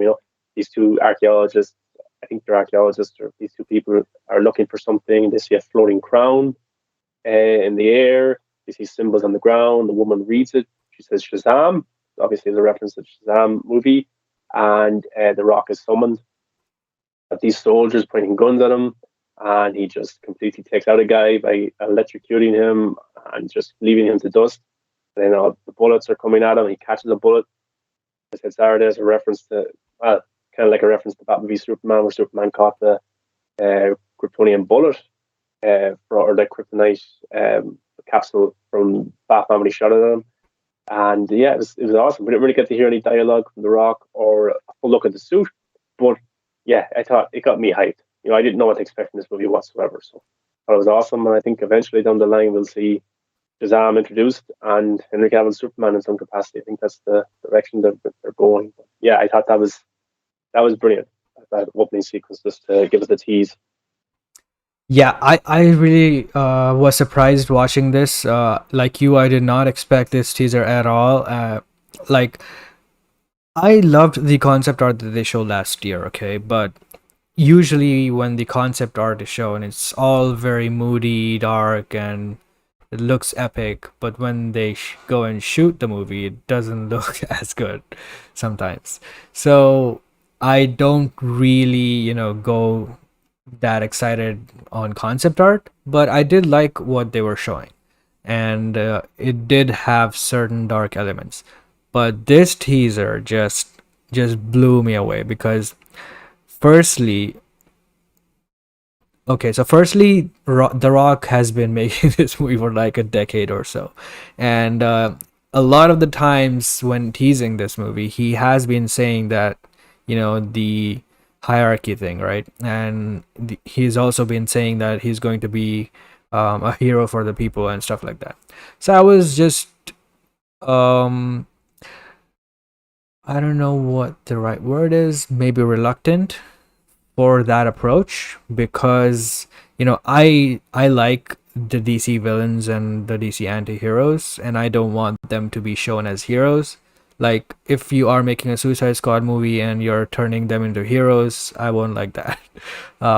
So villains should be villains, anti-heroes should be anti-heroes, and whether their motivation is something you agree with or not, that's a different question. But they shouldn't be shown as heroes, right? And that's something that I was afraid of. But seeing this first teaser ever, and he straight up cooks a dude and he kills on screen, and I was like, okay, now I am completely sold, because everything else was amazing. Like you have The Rock obviously as Black Adam, like he's perfect casting. You have the JSA, you have Dr. Fate, played by Pierce Brosnan. You had so many things that were perfectly fit to make a great movie, but we didn't know what the tone would be, or the look or the visuals. But yeah, seeing this just completely put my mind to rest, and I think I'm now finally very excited for this movie because I loved what I saw. The visual effects look amazing. The even the music at the title card, the theme, that also looked pretty good. That also was pretty good, and I'm very excited for this now. It seems to have a style to Yeah, it, a movie, which the scale also you could seems say about. huge. Yeah, and you could say that about a lot of rock movies. Maybe they don't have a style, or the director is just kind of directing the Yeah. rock and an action movie. But this one seems to have a bit of style to it, and it should do because we're going to probably have flashbacks to the rock, Black Adam's origin, Egypt. You have Justice Society of America, which all have You've very always different, said unique that, costumes. Black Adam Rock is building a mini universe with this, right? And I Yeah, didn't really believe that until now. Now it does look like that. yeah, yeah. I've been saying that you have the DCU. People want to call it the Hamadaverse, which is very stupid. But you have the DCU where you have the Justice League, you have Wonder Woman 4, Aquaman, the Flash, connecting these multiverse movies, and then I think you have The Rock making his own DCU over to the side, where he will try and build maybe a better DCU than the main DCU. Because he's a marketing genius. He knows what fans want, and he is very. I think it's called Black Adam, but we're getting introduced to the Justice Society of America. That's Hmm. huge. That's really big. We're going to get to see characters we've never seen before. And I watched Stargirl and the Justice Society of America is in that, but it's not the Justice Society that's in this one. Very different. And I'm interested to see Doctor Fate come to life. These characters, Adam as well. Adam Smasher, I think it is. Yeah. Um, Played by Noah Centino. But yeah, these characters brought to life, and Cyclone a Yeah. character? Or is that X-Men? Cyclone. Um, so yeah, I think he's building his own universe here. And eventually Superman will be brought in, and eventually Shazam will be brought in. But I I think almost Black don't Adam's want intentions is, Shazam in here. yeah, I What just is he think gonna they kind do? of have to. Yeah, well, the Rock is his production company makes Shazam as well, So, I just don't see a yeah, match at all. Like this guy looks like he can take on but, Superman, Henry Cavill Superman. but there's a way to do it. Obviously, like if he takes out Shazam and then Shazam goes to Superman for help, like how cool would that be? Oh Even though yeah. it might be a little bit cheesy, it'd still be cool. Hmm. I think he goes to Superman for help or something like that, or maybe Black Adam has captured Superman and maybe Shazam has to find out some way. I don't know. I think there's a lot of ways you could go with it, but eventually I think it would happen. I've been saying since 2020. I think we get a Superman reference in Black Adam. Yeah. I totally believe that will happen. And the costume also looks amazing. It looks really, really good.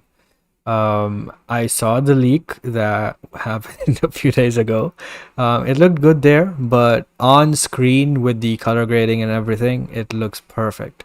I love the way it looks, and there's really great design and texture on the suit, which I love, and the lightning effects on screen were also shown pretty well. I loved everything I saw. Yeah, and yeah, look forward. I think July of next year. It's coming pretty quickly. So Hmm. we've got the Batman in March, and then the next big one will be Black Adam. So I expect a huge marketing campaign for that, which will be a fun. Will be a lot of fun, I think. Absolutely. And the official trailer should be coming maybe around the Batman time. Would that be a good time to release the official trailer? I get one before that, though. Probably after But Batman, yeah. yeah, so yeah, looking forward to that. But then the next kind of big teaser trailer was for the Flash movie, which is it just me or did people not like it online or it didn't get as much hype or something? I don't know. I really thought it was brilliant. I Yeah. thought it I brought think up a lot of questions. Like, yeah, that's the reason I it's think why people are brilliant. not liking it, because nobody knows what this movie is doing and what this movie is about. which I don't know why that's such a big question for this particular movie, because we don't know that for Black Adam either, but people are hyped for it. But I can understand that some people didn't like the first look because it didn't look fully finished and, very cinematic and stuff like that. But I understand why they just didn't have enough to show. Even Ezra Miller said that this isn't a teaser; it's just a sneak peek thing that they put together, which is cool. I really got hyped up watching this. For my experience, it was pretty awesome seeing this because um, I had a lot of theories for this movie, and some of them seem to be coming true. And I'm really excited for the stuff that we haven't even talked about yet. That's in this movie. So I'm very much looking forward to it. I think the first official trailer will move the needle for a lot of people. Um, but yeah, seeing the both the Barry Allens and seeing Michael Keaton, that shot was pretty amazing. I just loved it, and the dialogue, just Michael Keaton was mentioning, um, you can go to any universe, you can go to any timeline, and you can do anything. Why stay here? That's a very good question. Yeah, but it's like you can go to any timeline, you can go to any timeline, any universe. Uh, why are you saving this one? You've changed the future, you've changed the Uh-huh. past. So interesting.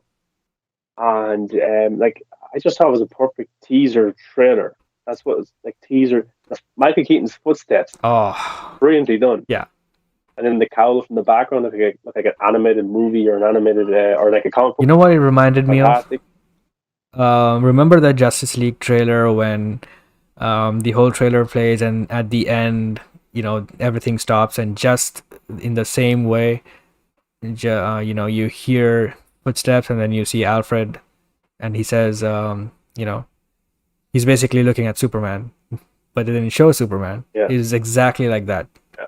and that reminded me of that. Hope you're not too late. Yeah. Yeah, yeah. So like the people, I will say that the teaser here didn't have much style to it in terms of how it Yeah. looked. It looked very plain. Hmm. But this film's a year away, and it's probably the most visual effects heavy film since Zack Snyder's Justice League. That film had more than the Avengers Endgame. Yeah. And I know some bits here and there aren't fully done for Zack Snyder's Justice League, but those guys were racing against time to get that done within 6 months for March release, and they did a fantastic job, and the film looks brilliant 99% of the time. So I think a year from now, this scene will look a lot better. It'll have more style to it. The suit will look a lot better as well. That's why I'm not hard. Like, it's a teaser trailer. They're only just finished in production, and people are talking about the suit and how it looks and things like that. I'm just talking about what the idea of the movie that they gave Hmm. us was: two Flashes, Supergirl, Michael Keaton, changing timelines, his mother's death, and what's going on now. That's what they had to show us, Yep. But people are just very Harsh. negative online and very harsh about things. So yeah, I can give us an idea. I really loved it. I screamed when I seen two Yeah. flashes because my theory is that the background flash is evil. Hmm. I don't necessarily think it's reverse flash like Ebert Thawne. I think that flash is Barry Allen, but he's evil, but he's good at the start. But as the film goes on, he might get more evil because of what they're changing, maybe, or what's going on. Maybe his parents are dead as well, or his mother's dead, and they know that they can't bring her back. But maybe he finds out something, or maybe he gets manipulated some way. I just think some way he will be evil by the end of the movie, or maybe he'll even turn into Reverse Flash. I don't know, but yeah, Tasha Kali didn't get much of a look, just a glimpse. Yeah, that was kind of Uh, underwhelming. Her first look, I thought, would have been, yeah, the background. yeah, better than that. But yeah, I agree with your theory, but I also think that he is Yoba Thorne in disguise, and he will be Reverse Flash by the end of the movie. Um, People are saying that he is Dark Flash, uh, but I think that's just a term they are using on set to cover up getting leaked. And he will be Reverse Flash, I think. I don't know if he'll get the full suit, It would be awesome if he did, but I don't know how they'll play it out because so far there's been nothing indicative of him being Reverse Flash except his yellow jacket. That's the only hint that he could be Reverse Flash in disguise. But apart from that, I think this teaser was pretty good, and I liked what I was watching. I liked Barry, both Barrys. I liked it. Uh, I liked how Keaton's Batcave looked, and I liked the suit, but I mean the Flash suit. But the only thing that I don't like is the cowl, which I think everyone just agrees that the cowl just sucks because of the mouthpiece. It kind of hides Ezra's jawline and it doesn't work. Yeah, Scoot on Twitter, who works on a lot of productions, he has something interesting to say. He said like that scene is mixed up. It's not the way we've seen it in the trailer. He's not asking Michael Keaton if he's in. He's asking somebody else, because then why would the other Flash have Michael Keaton's old Batman suit on, spray painted? But then again, they could be there and they need a suit, and he gives it to him, and then they explain it. I don't know, but I don't necessarily think it's not Keaton. Or it is or it isn't. I think it can go either way, but. Yeah, it's something to think about. It might not be Keaton that they're talking to. Who else? I don't know. And we'll get to it. Andy Machete said there's a lot of surprises in this movie. And he didn't say like surprises in terms of storyline or twists and things. He says, they. I remember that. Yeah. We'll get to that. But the next trailer was Batman. Probably the worst trailer DC found. Yeah, once again. Yeah, they failed. Big time. Terrible trailer. Yeah. No, I like to call this the Blade Runner 2049 of the comic book movie genre. It just looks like Blade Runner to me, especially that cafe shop with the Riddler sitting there and that alleyway, just lightning and all that kind of stuff. But yeah, so talk about this a lot on Saturday, but the trailer was fantastic. Just the look of it, style of it, the action sequences look amazing. Penguin, different versions of the Penguin. Colin Farrell looks to be killing it. Selena Kyle, Catwoman herself, Zoe Kravitz looks great. Alfred, first look at Alfred. It's just a brilliant trailer, and I think this film is going to make insane box office because the hype around this movie is insane. And they've only released 2 trailers. And not even like a trailer came out a year ago, and a trailer came out now, and the film is not coming out until March, and people are just obsessed with this film. So Robin Pattinson has a huge kind of box office fan base, maybe with Twilight, Harry Potter, and this could be the next big one. So yeah, and it looks like it. I like Marvel a lot, but I've never seen a Marvel movie look like this. I love DC a lot. I've never seen a DC movie look like this. It looks completely unique. Yeah. So watch the Christopher Nolan movies and then watch this trailer. It just looks miles apart from each other, not in terms of quality or anything. I'm just saying the look. Matt Reeves looks like he's directing the shit out of this movie, and some of the shots. One with Catwoman and Batman kind of standing there, and the dusk of dawn in the background, the sun. And at the end, like Penguin thinks he has Batman. I got him, and then he rises from the flames. He's just walking with intent. Then the upside down shot from Penguin's perspective. Little things like that add so much to it. So I think Paul Dano as the Riddler is a villain. I think he's a bad guy, but I also think he's exposing something big about Gotham and its society and the system and the Wayne and Batman. I think in a way his family was hurt by the system or whatever happened, and this is why he's trying to expose the Court of Owls. Maybe that's the kind of theory.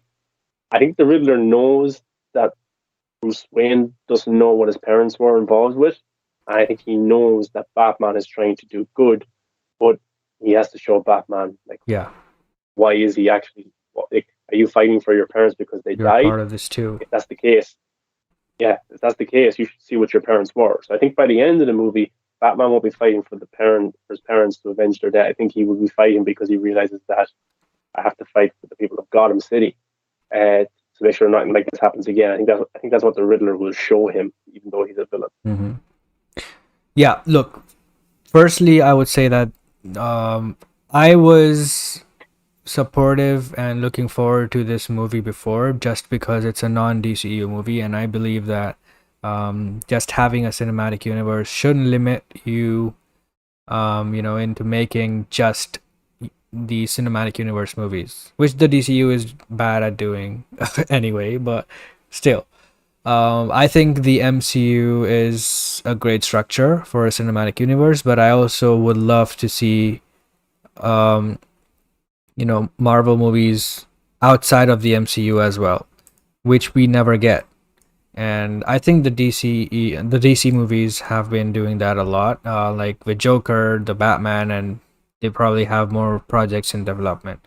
And I'm fully supportive of that, because if one succeeds, it will open up room for other projects, for DC as well as Marvel, and that's always great. But yeah, with that aside, I wasn't excited for this movie just because I didn't know what it was. I didn't know where it was going. I didn't know the tone of it would be, how grounded it will be, and all that stuff. I like a certain kind of Batman. I like Ben Affleck is my favorite Batman ever. I like Gotham. I like the Burtonverse. So I don't think Batman should be as grounded as, he was in the Nolan movies. Although those movies were great, I just think that Batman can do with more fantastical stuff, like, having Poison Ivy and Catwoman and characters like that, right? So I think that Yeah. would make him a better Batman and make the Gotham better and all that stuff. So the first trailer came last year, and obviously that was pretty good, and everybody loved it. I also loved it, but I still wasn't excited for this movie because it kind of looked grounded as well to me, at that time. But now this trailer just looks amazing. It's next level, and it just, I won't say objectively, because I know that, it's subjective and people can, like the previous one better, but I think this is way, way, way, way better than the last trailer. And it just shows, the it kind of shows the final look of the movie, and everything that was on screen, it looked like, a very cinematic, large scale, like Blade Runner 2049, like you said. It looked very, very good. And I was completely sold because I'm big on visuals and I love all that stuff. And stuff like that really matters to me. And I just love that. So the tone of the movie looks pretty amazing. There's not a single joke. Batman is just brutal as fuck. He's just going on violently hitting everyone, and that's really good. I like that. But also, this movie is a psychological thriller, and it has Riddler, who's a serial killer, and that stuff already is exciting to me, and I like that stuff. So, adding adding that into this movie was a stroke of genius on Matt Reeves' part. And I like the Telltale Batman stories, and I think that explored the Waynes in this manner as well. And they also showed that, one of the one of the plot points of that Batman was also that the Waynes could be corrupt, and they exposed them. So I thought that's a brilliant take on the Wayne parents, because usually we had the dead parents and then they're just gone. But now, that they brought them back into Batman's story, and I just love that. And it's a pretty good, way of utilizing every single thing that's available in the Batman lore. Like even Gotham City, right? You have so many gangs, mobs, mobsters, Falcone, Maroni, Penguin, the Iceberg Lounge, the Catwoman, all these stuff, right? Apart from Batman, there's so much stuff that you can develop, but a lot of the movies don't do that. Gotham did that, but I can understand because that's like a 6 season show. Obviously, they have the time to do it. But yeah, I love all that stuff, and that's back in this movie. Batman Begins had that. They explored the mobs and stuff. and this movie just looks like next level. It's unlike anything that came before it, and now I'm very excited for it. And particularly the last shot is like it's chef's kiss. Yeah, it's fantastic, and I think Matt Reeves is definitely building up the rogue gallery of Hmm. Batman, something we've never seen before. I did appreciate in the Christopher Nolan movies that Scarecrow, after being the villain in the first one, was in The Dark Knight, and he was in The Dark Knight Rises, even if it was just a small kind of role. I did appreciate that because it shows you that those are previous stories that happened and the characters recur. And I do think if Heath Ledger didn't sadly pass away, he would have been in The Dark Knight Rises. And I think that film kind of was good, but like it was tainted by the loss of Heath Ledger, which was sad. But I think he's building up the road gallery. I think we'll see all these characters. There's supposed to be Mad Hatter in this movie as well, maybe Two Face, Harvey Dent, maybe. Um, Firefly. I think eventually Firefly is another kind of rumor going around. I think eventually we'll get to the Joker, just not yet though. I think maybe the third movie will have the Joker, but I think for now, there's so many characters you can do. Clayface, you can do Mr. Freeze. And I do think this is a world where it's very hard to know from the trailer, but I do think he's going for a mixture of the grounded element like Nolan, but also a little bit of the Yes. supernatural stuff like Snyder, Yeah. in terms of like a killer croc It's the like this, perfect middle or ground. um, yeah, I think that's what he's going to do, You won't see and I think that will Shazam be flying around in this reveal. universe. Yeah, yeah. But I don't think that's something you reveal in the trailer. I think you show that off in that world in the movie or in the sequel that there is kind of supernatural things to it. But maybe he can make a good case why a man like Killer Croc could exist Hmm. or stuff like that. We'll have to wait and see. But yeah, love the feel of it. Fantastic trailer. Blew up the internet again. Robin Pattinson proving the doubters wrong again.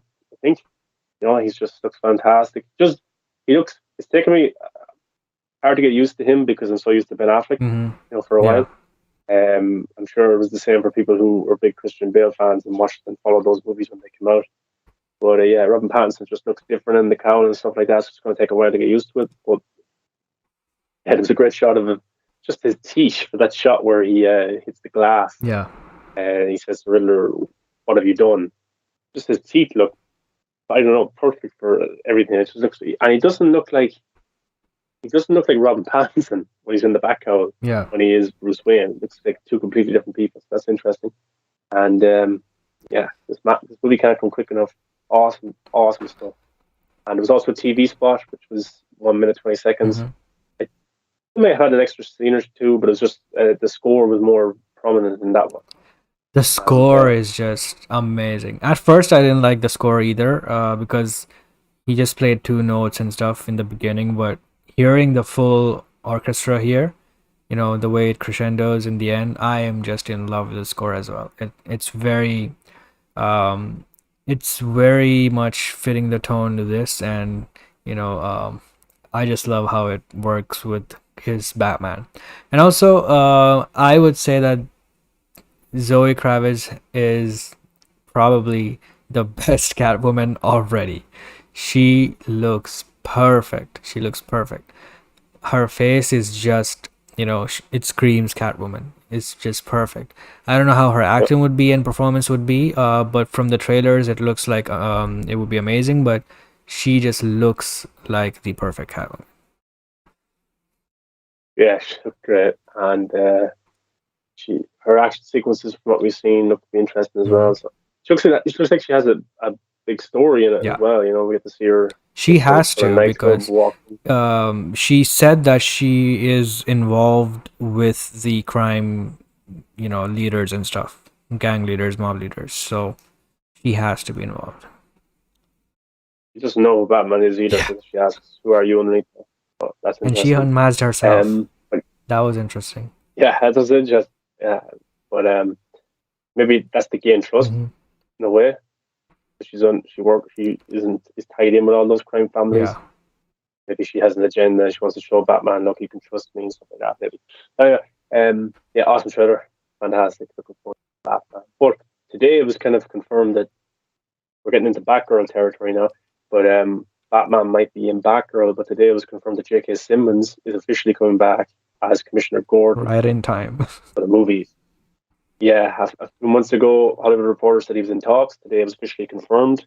While another actor was announced as well. It's not really that big of an actor, so I don't think we'll cover it that much. We don't know who's going to. He could be playing a minor character, he could be playing a big character, he could be playing Nightwing, probably not. Yeah. But if we hear more rumors, we'll talk about it and stuff like that. But J.K. Simmons is back, Commissioner Gordon. His daughter is Barbara Gordon, who's going to be Leslie Grace, and she is Batgirl, of course. And They showed the concept art. saying, "Oh, Michael Keaton."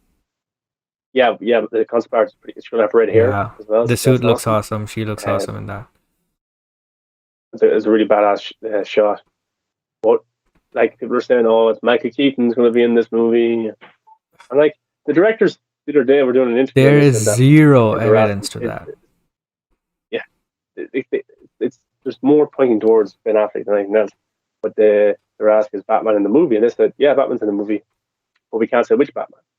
But it's the real Batman. It's not. And then you have the director. And even that, I think it got somewhere lost in translation, because they might not mean that, only one Batman is the real Batman, the rest are all fake. Maybe the way it was translated seems that way. So that's also something to keep in mind. Yeah. But the director posted a selfie of him with Batman's cowl, which is Ben Affleck's cowl. It's like, I don't know, like they talk about Batman's going to be in it. They cast Ben Affleck's Commissioner Gordon, which is J.K. Simmons. They could have went and did a reboot and got a younger Commissioner Gordon or a different actor, or not had him whatsoever. Definitely not in the Matt Reeves world anyway, because it's not Jeff Wright. It's definitely not a standalone thing like Batman or Joker, because they just cast J.K. Simmons, who was in Justice League and Zack Snyder's Justice League, as Commissioner Gordon. So it has to be pointing towards Ben Affleck. Now, I will be pissed off if it's Ben Affleck, if it's Batfleck, but not Ben Affleck, if it's like a stunt double in a Batman suit or something like that. Now, I'll be pissed off at that. But everything they've shown so far is just pointing towards that it's Ben Affleck's Batman. And Christina Hodson wrote Flash movie, which got Ben Affleck to return. She was the writer of Batgirl. Like, come on, it just seems to be all pointing in that direction. That script is, like you said, that script is what brought Batfleck back. And even Andy Muschietti in the panel said that was the reason Keaton and Affleck came back. They just sent them the script. The script was so great that they came back. So if Affleck likes the script so much that he came back to being Batman, not in a Snyder movie, so just imagine if she's writing Batgirl and there's an opportunity for a Batman to be in here, obviously they will approach Ben Affleck first. Yeah, obviously, yeah. And imagine Batgirl is relatively unknown in terms of like being in movies and stuff like that. Like if you put Ben Affleck in that and in the marketing, people go to see Ben Affleck, check him out and stuff like that. And then he could be just in like 2 minutes. 4 or 5 minutes. Yeah, and then you're standing there and you're watching, oh, wow, this Batgirl is pretty awesome. And oh, that's cool, and then you like Batgirl as a character. So I think it's important. I think it's... And then she can meet Supergirl. Surrounding characters. Her movie's coming out as well. Yeah. But I think it's important to build up these surrounding characters that aren't Batman and Superman and Joker. I agree. But yeah, I think I was put money on it now. I think Ben Affleck will be in the movie. Yeah, me too. I've been saying this even before, there were rumors about Batman being in here. As soon as they cast Gordon, I was sure that Batman will make a cameo. Because, why not? Why? Look, you are a director of a new DCEU movie doing Batgirl, and you just signed the DCEU Gordon, and he's the J.K. Simmons. Why in the world would you not get Ben Affleck's Batman? There is no reason not to, And imagine how much subscribers that would drive to HBO Max. Absolutely. Ben Affleck was in the movie. His second appearance in an HBO Max exclusive. Yeah. After Zack Snyder's just leave. We could get a third down the line, hopefully someday. But we think, and I think we thought he would show up, but now with J.K. Simmons officially cast, I think it's almost a guarantee because of what the directors are saying, posting online and stuff. Yeah. Yeah, I'm sure the next few months we'll learn more about it and stuff like that. But they don't have to announce anything right now. I think they'll announce the surrounding cast first, and then like the Flash movie, then that Ben Affleck will be in it. So, Yeah. Speaking but of the I think Flash, yeah, go ahead. I'm gonna I'm gonna switch over to my iPad because this battery's about to die. So I'll be back in a second. Sure. So keep talking. And speaking of the Flash movie, we have some of the rumors for this Flash movie. Um, so basically, you know, one of the rumors recently that came out is that Feora will be featuring in this movie, and she will be returning with Michael Shannon's Zod. And at first, it kind of didn't make sense as to why that would be, but I thought that it would be a multiverse situation where they go to an alternate universe where they're alive, right? And after that, it came out that Andy Muschietti is actually gonna um, revisit past DCU movies. I think what that I think a lot of people took that in the wrong way. I think they just thought that the past DC movies will be erased for some reason. I don't know why they thought that they would be erased. I just think that they are revisiting those timelines like any speedster would do, like in the even in CW Flash or the animated movies. He goes to different timelines, and there are certain things that are different from our universe. So, for example, if he's visiting the past DC movies, but they are alternate takes of those movies, like my theory is that we are probably going to see the Smallville fight scene from Man of Steel, um, where Superman fights Feora and Zod, right? I think we are going to be visiting that scene, but instead of Superman, we'll see Supergirl. So in that universe, it was Supergirl who was fighting Feora and Zod, right? And maybe they could just change, the positions of Zod and Feora as well. Like she's the general, and and all of that stuff. So yeah, I do think that's what it means, and I've heard that Zod is going to be appearing as well alongside Feora. Um, so yeah, that is very good news to me because I always love seeing alternate takes of the universes, and obviously Feora is an amazing character, and I was bummed that we couldn't see more of her. But now this is great news to me because we get to see her not just a flashback scene that we've already seen, but maybe an alternate version of that scene. Like I said, with Supergirl, maybe. So it's definitely interesting as to what happens with that. So we'll just have to wait and see. But yeah, seeing Zod and Feora back will be such a pleasant surprise for people. I think, and it will be really um, it would be really fascinating to see what other movies also they are revisiting. Like maybe they'll revisit BVS as well, but instead of Batman kind of winning that one, maybe Superman will win, or if the fight is between Batman and Supergirl or something like that. So it could be either of that. But yeah, I'm still very excited for this movie. It seems like there's a lot of stuff we still don't know, and the whole multiverse journey and exploration is going to be very interesting to see, as we've never seen that before in live action in movies. So it's definitely exciting. I can hear you, but I can't see you.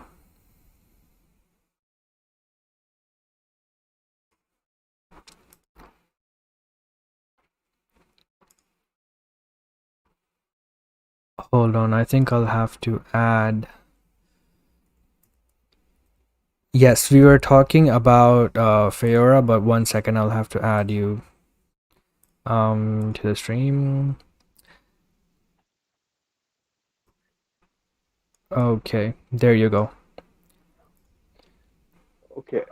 Yeah, Fiora. That would be very interesting to see, wouldn't it? And people say that the Snyderverse is dead and all that kind of stuff. If she was to pop up, like that would be pretty badass and pretty awesome. It would show that maybe Andy Machete has a soft spot for those movies. I think the actress, her stunt double was listed on IMDb. That's not 100% accurate in terms of that's the gospel and stuff like that. But it's interesting. Also, Martian Manhunter's something was there too, Harry Lennox. But yeah, if we went back and we revisited, like, is it is it Superman versus Fiora? Is it Supergirl versus Fiora? Or maybe Supergirl loses? I don't know. Mm-hmm. It's very interesting to think about. I would love to see it pop up in the movie like that. That'd be an amazing surprise. Maybe General Zod. Um, is in it. Maybe Michael Shannon could pop up. Like, imagine the two of them just pop up on your screen, and when you're watching the movie, you're like, What is this?" And Supergirl is fighting them two instead of Yeah. Superman. Maybe they win. Maybe they trap Supergirl. Maybe that's where the Flash has to go and save her because she looks weakened in the trailer. They lay her down. So Mm-hmm. it's crazy. Man. I didn't think like I was expecting a Flash movie with maybe a few cameos, but I didn't think we would get the origins of the DCU being brought into it. Almost the whole Justice League. And he said they, you Yeah, know. So it's pretty he amazing, said man. he said they. So in the DC fandom Chinese panel, he said they. He didn't say surprises in terms of story. He said they. So that could be like, is that the Justice League? Is that what Mm-hmm. is it? It's crazy. It's crazy to think about. Yeah, absolutely. And yeah, I'm very excited for this. And speaking of fandom China, we have discovered after DC fandom that DC fandom actually happened in China this time, and they had a whole physical location setup going on, and there was this entire Hall of Justice type thing that they showcased all these Batmobile and all these different panels, all these different Yeah, posters, and they had the Justice League statues as well. So it looked pretty amazing, and that was just part of the surprise.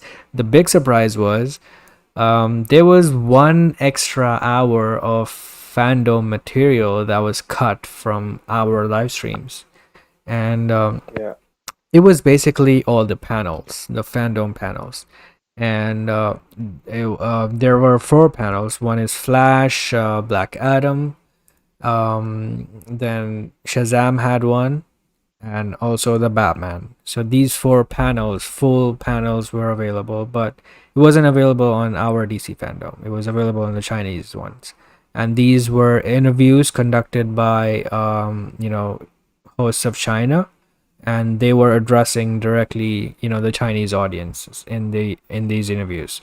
So that's probably the reason why they were cut. I don't know exactly why they were cut.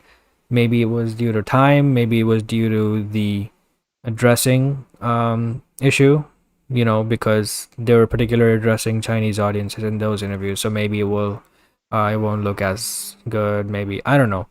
Whatever the reason is, we have these available. We posted a link to this on our Twitter page, and it's on a Chinese platform called Bilibili.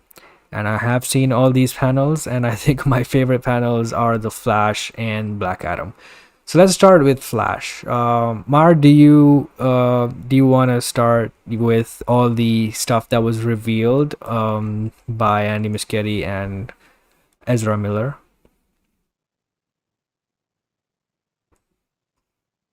Hello, are you there,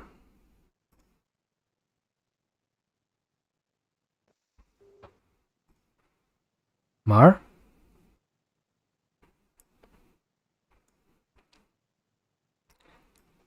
yes, Yes, I can hear you now. Hello?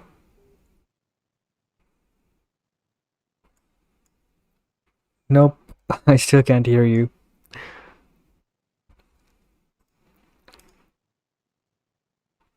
1 second, guys. I think he is figuring it out. I can't see him either, but his audio is not playing. Maher, are you there?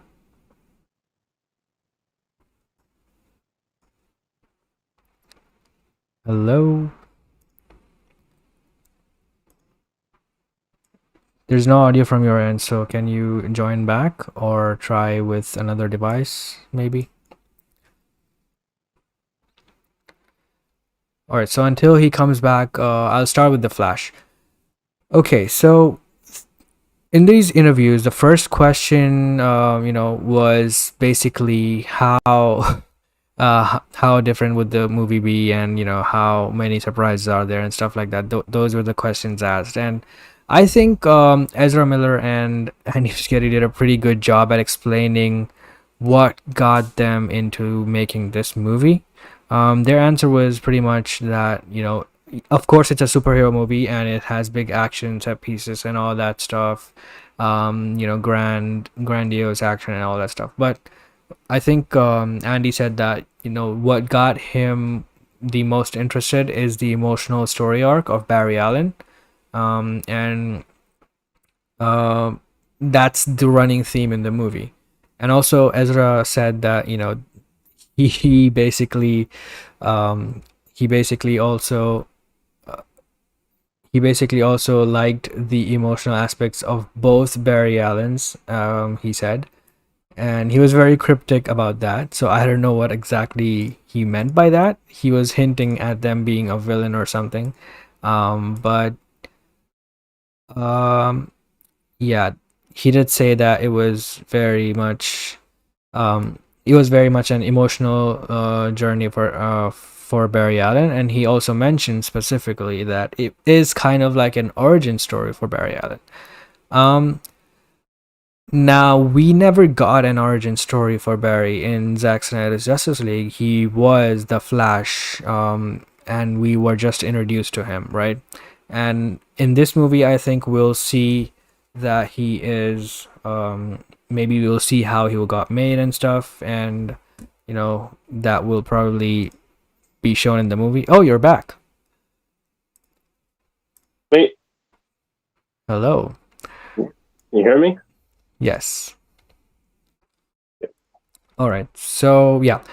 So Ezra said that it's going to be like an origin story for Barry Allen, and that may or may not indicate to the exact origin story of how he was made, which seems like they will show that, because that's what happens in Flashpoint as well. They touch on the origin story, going back to the night his mother was murdered by Reverse Flash and all that stuff. From the sneak peek that they showed, it looked like he is going to be visiting that night, and I'm so excited for that because I love that scene. Yeah. So yeah, I hope they show that. And what were the other things that they talked about, Mar? Yeah, I think he was talking about the multiverse and how it was an interesting concept of kind of the reason he wanted to tackle the movie, and about bringing Michael Keaton back. And he did say that he stopped reading comics when he was 12. They had to go back and research, of course, for this movie. So he got to delve into so many comics he never even heard of, stuff like that. So yeah, and what brought Michael Keaton back and what brought Ben Affleck back was the script. The script was good enough for these guys to say, yeah, we'll be in it. They didn't have to persuade them or anything like that. They just had to show them the script. And they agreed. So that's awesome. Barbara Michelli, I don't know if you said it, she said that Ben Affleck will be in the suit, in the cowl, acting, maybe action as well. And she said the two of them got emotional getting back into the suits, which is awesome. And maybe it's good news for us fans. Maybe Ben Affleck is emotional enough, want to come back for more. So yeah. But I will say, Ezra Miller's a crazy bastard. He's just insane. He's just I don't know. He's just making noises and just saying stuff that don't make sense. I feel like he exists in a different plane of existence than us. He's in a different wavelength from everyone else. He's in his own He's, world, and which actually is yeah, perfect for the Flash. yeah, he's insane. But I love his energy and stuff like that. So yeah, it's brilliant for the Flash. Yeah, I think if this hidden panel was 27 minutes. You can go if you go to our Twitter page. We have the link up to it. You can go watch this. These Black Adam and Batman. It's crazy amount of stuff that it shows at DC fandom. But yeah, there's stuff you can nitpick and pick out what Annie Machete said. Just sounds fascinating. And like Annie Machete on camera doesn't seem like the most talkative. He doesn't seem like he wants to be Yeah. there. Maybe it's just his personality. Like he's not comfortable with it. But I think Barbara was there more or less because she's very good at talking on camera and stuff. Hmm. And she did a good job of selling the movie, even when Ezra was just talking nonsense at times. But yeah, they keep talking multiverse. So obviously, it's inspired by Flashpoint. I don't think it's 100% comic accurate Flashpoint storyline, but Yeah. I think it's in Andy Muschietti's own spin, his own idea of what he wants to do, which we know for sure is Supergirl, Two Flashes, and Michael Keaton. Ben Affleck is there somewhere, and I think honestly, I think Gal Gadot's Wonder Woman shows up. I think Jason Momoa shows up. I think that we see, I think we see another hero or two that we're not expecting. I don't know where from or what hero, but I think there's a few other surprises and characters there. There could be villains as well. Fiora's General Zod. We could see. Superman. I love Henry Cavill to be in it. But I just don't think he is. But I would love that so much if he was in the movie capacity, and why not? Some people were saying Superman in his black suit. I don't think he's going to be in his black suit, but I'd love him to be. Then that would just wipe all these this speculation that the Snyderverse is gone and dead. Like, what is if Henry Cavill shows up in his black suit? Justice League show up. Ben Affleck is there. Like, what is the Snyderverse? Like, what does it mean anymore? It's a restore the Snyderverse. What does that mean? Because we all have different opinions. But I just want to watch this movie now. I want to see what surprises are in it. Yeah, man, it looks very, very interesting. And I always loved, the Snyderverse and the DCU stuff that they do. And I specifically like it when they act like a shared cinematic universe, which this movie is particularly doing more than any other movie did. Of course, other from Zack Snyder's Justice League and BBS, of course, but apart from those. Machete did say something interesting. He said it's a multiverse movie, but he said it's a multiverse of films, not just multiverse of characters. Films. Yeah. Yeah, of films. So those movies are canon. I think a lot of movies are canon. I think like the Burton world and maybe even like who knows what's canon. Like, does Christopher Reeve's universe count? Does Brandon Routh's universe, his Superman count? Like Nicolas Cage, is that a universe that we never got to see but actually exists? CW. The Snyderverse. Yeah, all these kind of things. Yeah, like imagine if I wouldn't be against them showing some CW characters. Can you imagine? I think Grant is definitely showing up. Yeah, but can you imagine them with the movie treatment on their movie cameras, on their movie lighting, over movie like a director and Annie Machete directing a CW character? Like how that would look brilliant. I don't think some people think, oh, the CW characters cameo, that's terrible. It's not them walking from the CW set over to the Flash set. It's them and automatically the movie sucks. No. Yeah, it's them getting probably a new costume and getting a new look. I'd love to see it. Maybe that's the reason Grant got a new costume for the new season. Maybe. Who knows? Kind of similar to what we're seeing in the Flash suit could be. Yeah. Ezra Miller's one. Maybe he builds it for him. Maybe he gives it to him. Yeah. Interesting. Do you remember years ago when the Flash movie was announced, people were pissed that it wasn't Grant Gustin? Oh yeah, I remember that. Because the MCU existed, but like the Flash movie had come out, and I think it was like only season 1 or 2, and people were confused why it wasn't Grant Gustin. Yeah, and like they were mad. And I actually remember, I think John Campea did an interview because he used to do a lot of the CW. Yeah. He used to have after show episodes and stuff. And I think Stephen Amell was there, and this is just when the new DCU slate came out, and he asked them about like why What do you aren't you think about? guys in Yeah, these movies, or like people are confused or annoyed at this? I think like it felt like there was a rivalry going on between the CW and the theatrical movies, because like Stephen Amell basically said, look, we have our thing here, we make our shows, these characters, and then they're over there doing their thing. They don't have to connect or anything. They don't have to put one down over the other. yeah, And that's when like Arrow and Flash were like peak storytelling and just yeah. looked brilliant. And also, That's when they Steven, I probably think, if were. I remember correctly, I think he said something along the lines of, I don't know why they haven't approached us, and although I'm fine with it, I think Grant should have definitely Yeah, been, yeah, the yeah, Flash. I think he said that. yeah. Funny. Very funny, yeah. But yeah, it is what it is, and I'm glad that they have embraced all of DC, and they'll be showing a lot of different characters. It's pretty good. This is the perfect movie to do it, and then they don't have to touch it ever again. They can do it just once and make everyone happy. That's it. Yeah, exactly. All right, so with that, we conclude our show today. Uh, yes, we had a lot of problems, but there were a lot of topics to cover as well. Um, so yeah, thank you everyone for joining. Thank you for staying until the end. We had some really fun conversations, and you know, um, we are definitely excited for these movies, and um, some more than others, but I'm definitely excited for The Flash, The Batman, and Black Adam the most. Yeah, I think um, I'm so intrigued. Like, I was excited for Black Adam, but that teaser opening got me more hyped and more excited Yes. for it. So that was pretty good, and I really loved the Flash one. Peacemaker could have been better, but I'm still going to watch it. Hmm. And Batman was just fantastic. But yeah, great show, some great topics. And if you're just coming late to the show, all the topics will be in individual posting form. Halloween Kills, Chucky, all of them will be uploaded individually. So check those ones out if you want. Pretty easier for people to catch up on the show if they don't have time to watch the full 2.5 hours.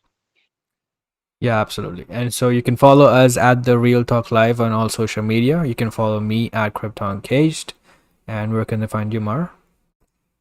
Yeah, movies that matter on Facebook, Instagram, Twitter, TikTok, and YouTube. Yes. So hit like, press subscribe, share the videos if you like them, and we'll see you again next time. Until then, take care and bye.